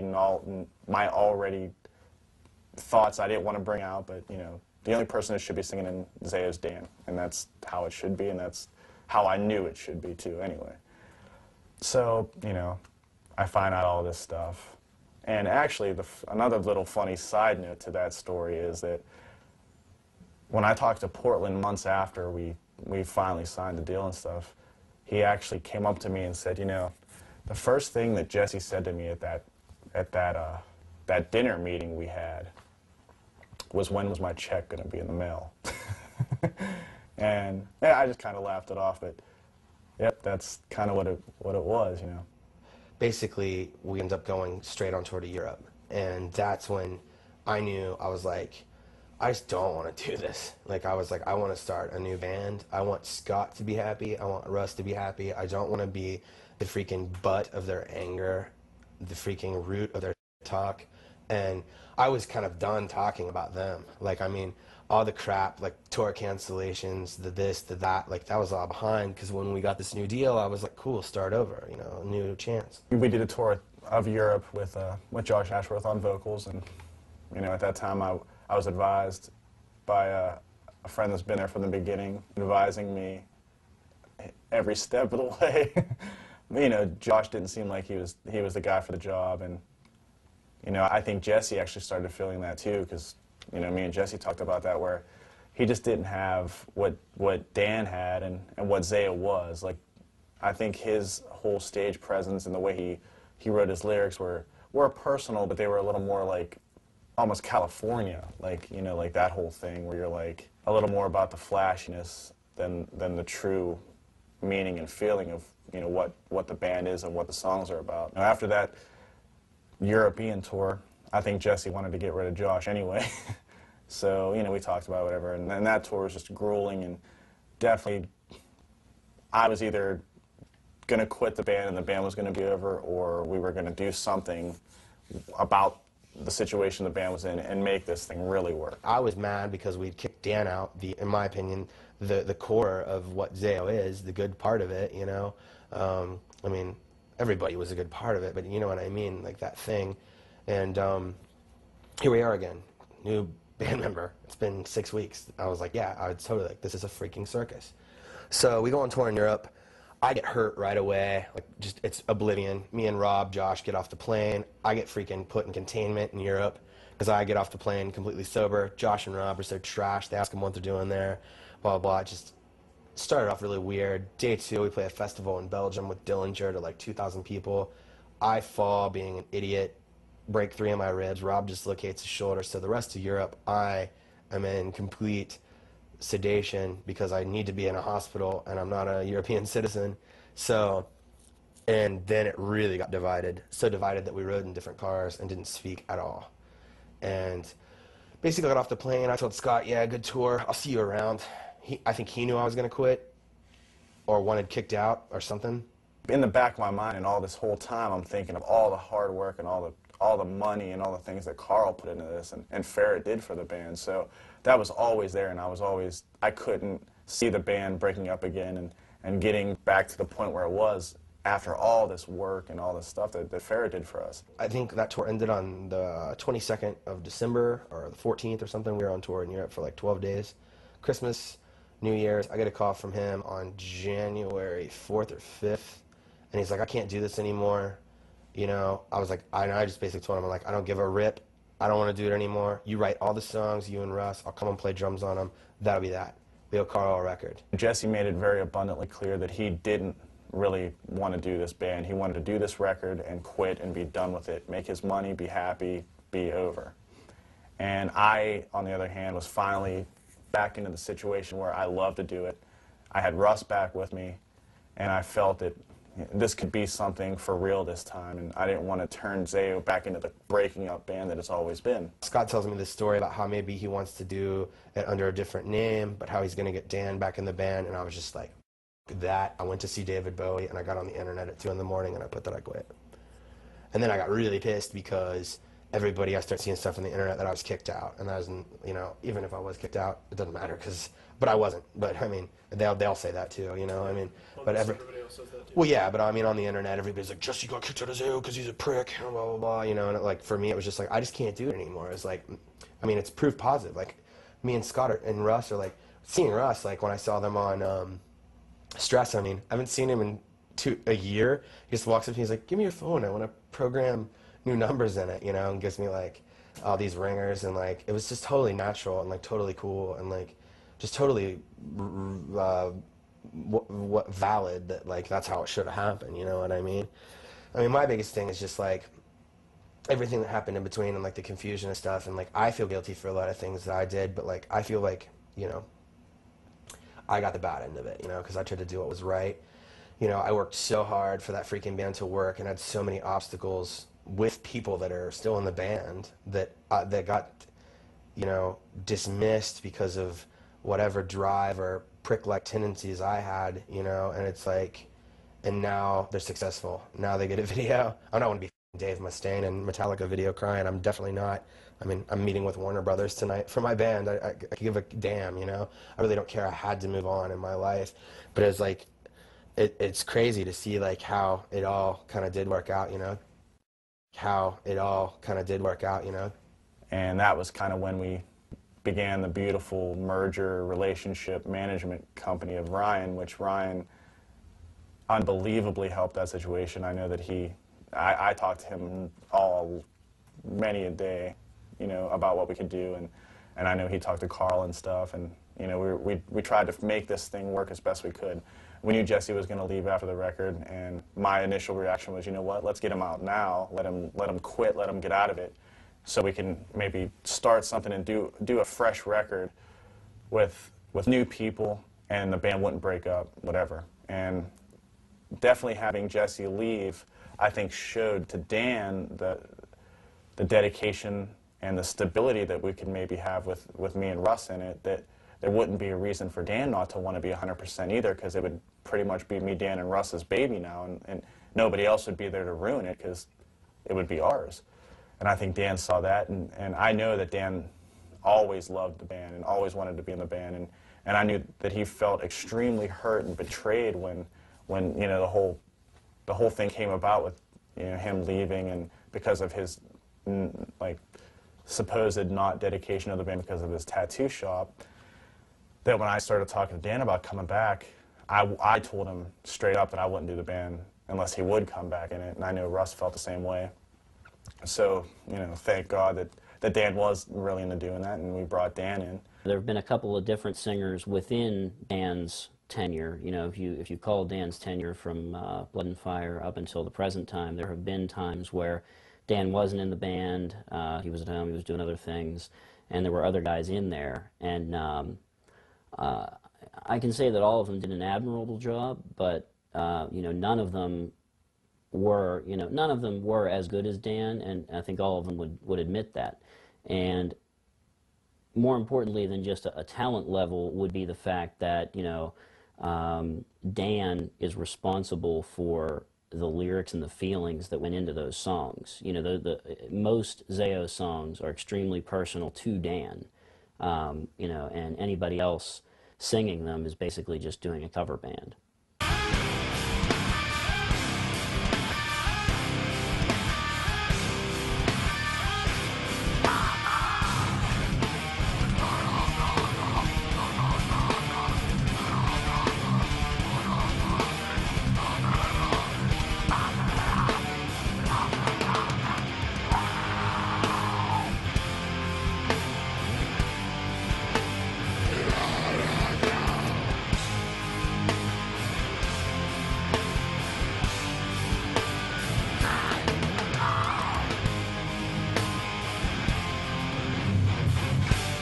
We definitely knew that getting a new drummer was going to be probably the hardest thing that we've ever done as a band, because everybody was so focused in on Jesse and his drumming abilities, and you know, thinking that he was the band and thinking that he wrote the songs, which we all know now that that's not true.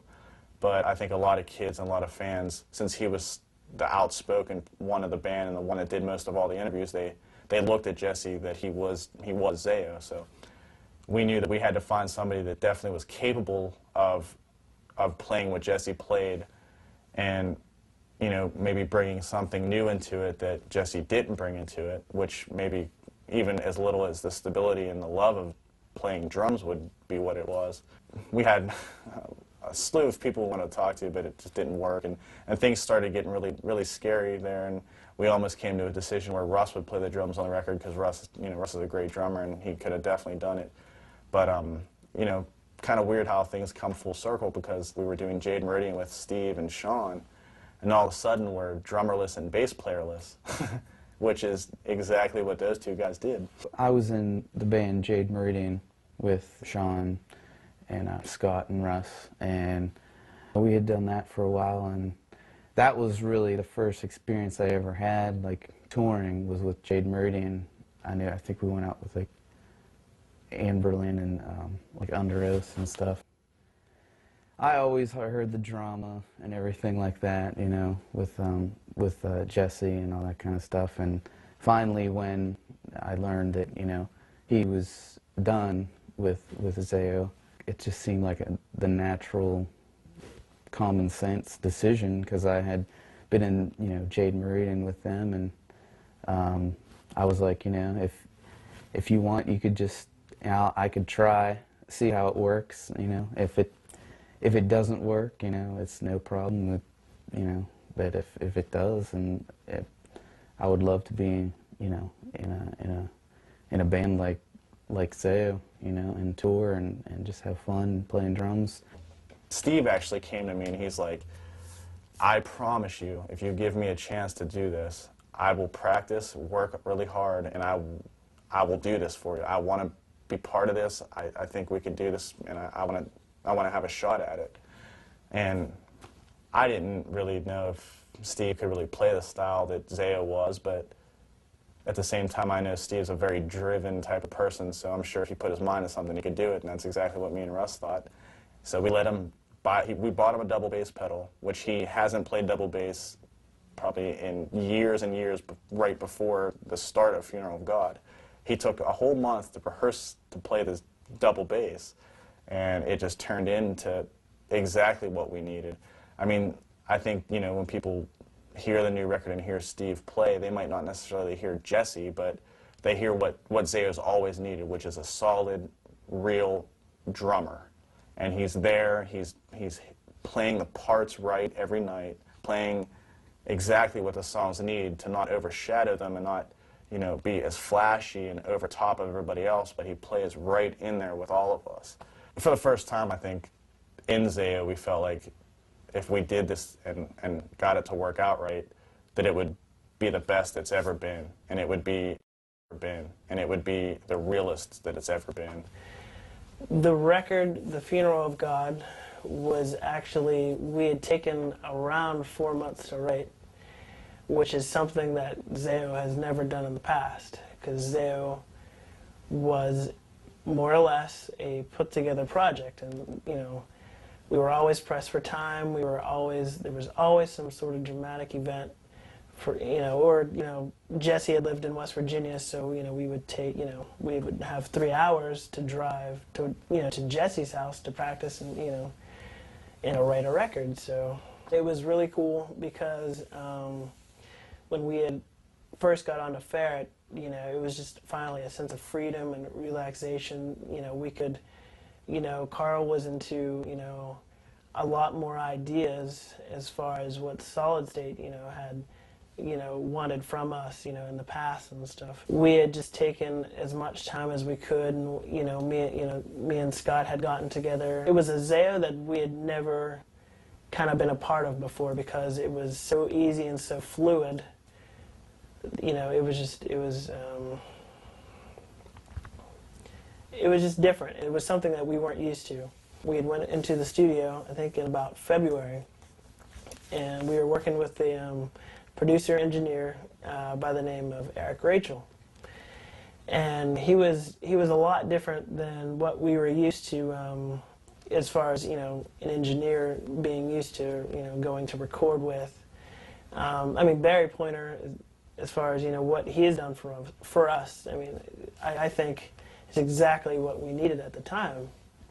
And what Eric Rachel brought to the table, it was just, I think he was used to working with that kind of material. As far as when we went to Barry, you know, he wasn't sure exactly, you know what we wanted to do. He had, you know, really hadn't had any previous, you know, projects before us, I think, except before Living Sacrifice, which recorded with Barry. But Eric, I think, was exactly what we needed for Funeral of God, because he got us to the point where, you know, it was the first time where we actually had to be particular about, you know, what we were recording, as far as the guitar parts, doing multiple upon multiple takes and guitar parts and multiple tracks of you know, the drums, and we had to be more precise than, you know, we were used to in the past.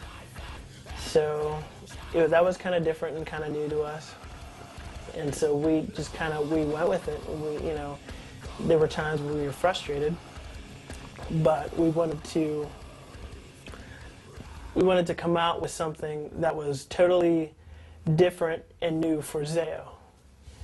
And so with the 2 weeks of time that we had, we experimented with, you know, with guitar tones, ton of drum sounds, and just different things that, you know, ZAO wasn't used to sounding like before.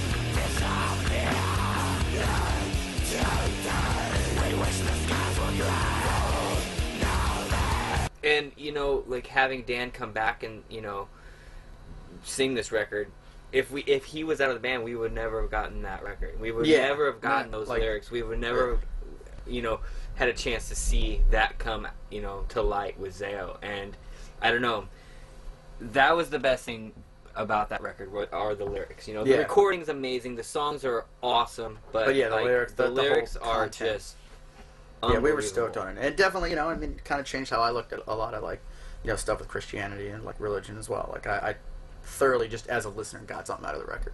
And it was a cool bomb cool. to drop on everybody. Like, ZAO's back, and look at what their record's called. You know? Like, yeah. You know, it was like shock value, but not shock value for shock value's sake, where it's like, ooh, look at us, we're going to piss people off. It was like, you know, there's a legitimate, like, thought, you know, feeling put into the record. And at the same time, it was like, you know, it was anybody that, like, you know, knew ZAO, like, you know, Funeral got there, like, wow, what's going on there? And it was cool, you know, and it's like we got that, you know, reaction from the press, and, you know, and I think kids that actually, like, took a second to, like, you know, be like, whoa, what are, you know, what are they doing? And, like, actually, like, read through the lyrics. I think they got something out of it, you know? I mean, we definitely turned a lot of people off, and there was a lot of stores that had carried ZAO in the past that, like, you know, refused to carry, just wrote it off right after the title. And, you know, I mean, I think that is something they expected when, you know, even when they put together the concept of the record. Yeah. And it kind of illustrates, you know, the point of the record. Like, you know, you're not the most open-minded dude if you won't even open the book just because of the cover.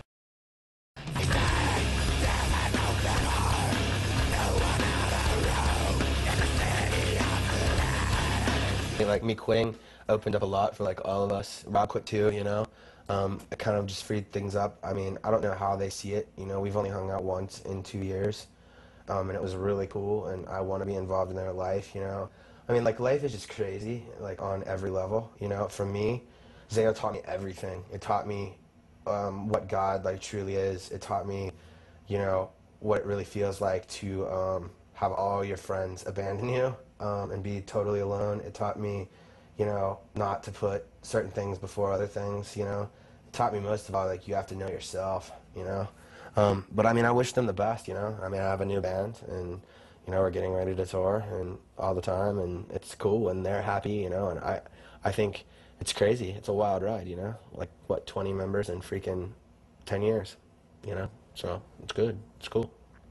I was bummed every time I heard about a ZAO farewell tour, like, not because, oh, it's another one, but because I think they're a great band. If they could do it till they're 50, I think they should. I think they're amazing. Yeah.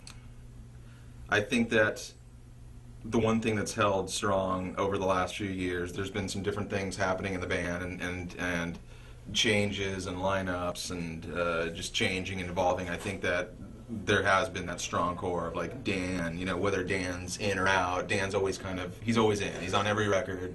And no matter what really happens, it's like that trinity of, like, Russ, Scott, and Dan is, like, always there. And I think that, like you were saying, no matter what happens, that's the core, and, like, that's like where the music comes from. That's where the talent is, and that's, like, ultimately, like, ZAO as we know it. I think that as long as that's strong, everything else will be all right. I'd be mad at them if they stop now. I mean, on that tour, Scott had a big, long talk with me about, you know, the direction that the band wants to head in after this record, and from what he was saying, I really think that they are going to try to stretch what they do more, because they're a band that influenced legions of bands that are out today. And I think that, you know, now's the time that they can go on and forge a completely new sound that'll go on to influence people again. And I think that they'll have big enough musical ambitions and enough talent to really kind of shock people at what they have the talent to do. And I hope that I hope their next record's the best record they ever made, and I hope they keep going. Just looking at it, just hearing kids come up to you and saying, or, you know, explaining how this time in their life, you know, how ZAO has affected them, and how this song or this lyric meant this, you know, crazy part in their lives. I'm blown away about all that stuff, because we just kind of went with the moment and did the best that we could, and then it turned out to be this crazy, you know, crazy entity. Funeral of God, we put that out, and the band and all of us knew that what we're doing here is proving to everybody that ZAO is in fact, like, a band. They're back, and they're not just throwing out a record. So, you know, the kids that have been buying their records for the last 10 years are going to buy it, and they're going to bounce again. Like, that's why they've toured so hard on this record, like, to make it clear that they're a fully functioning real band. And, you know, I think we proved that with Funeral of God, and now with this next record, you know, we're not looking to, like, we don't need to reestablish the band. you know, we've done that, and they've done that, and this next record is like, you know, I'm gonna sit back and just flow, write what they're gonna write, and, you know, like really step out and be like a, you know, full-time band that's just, you know, measures up to, like, you know, their legacy.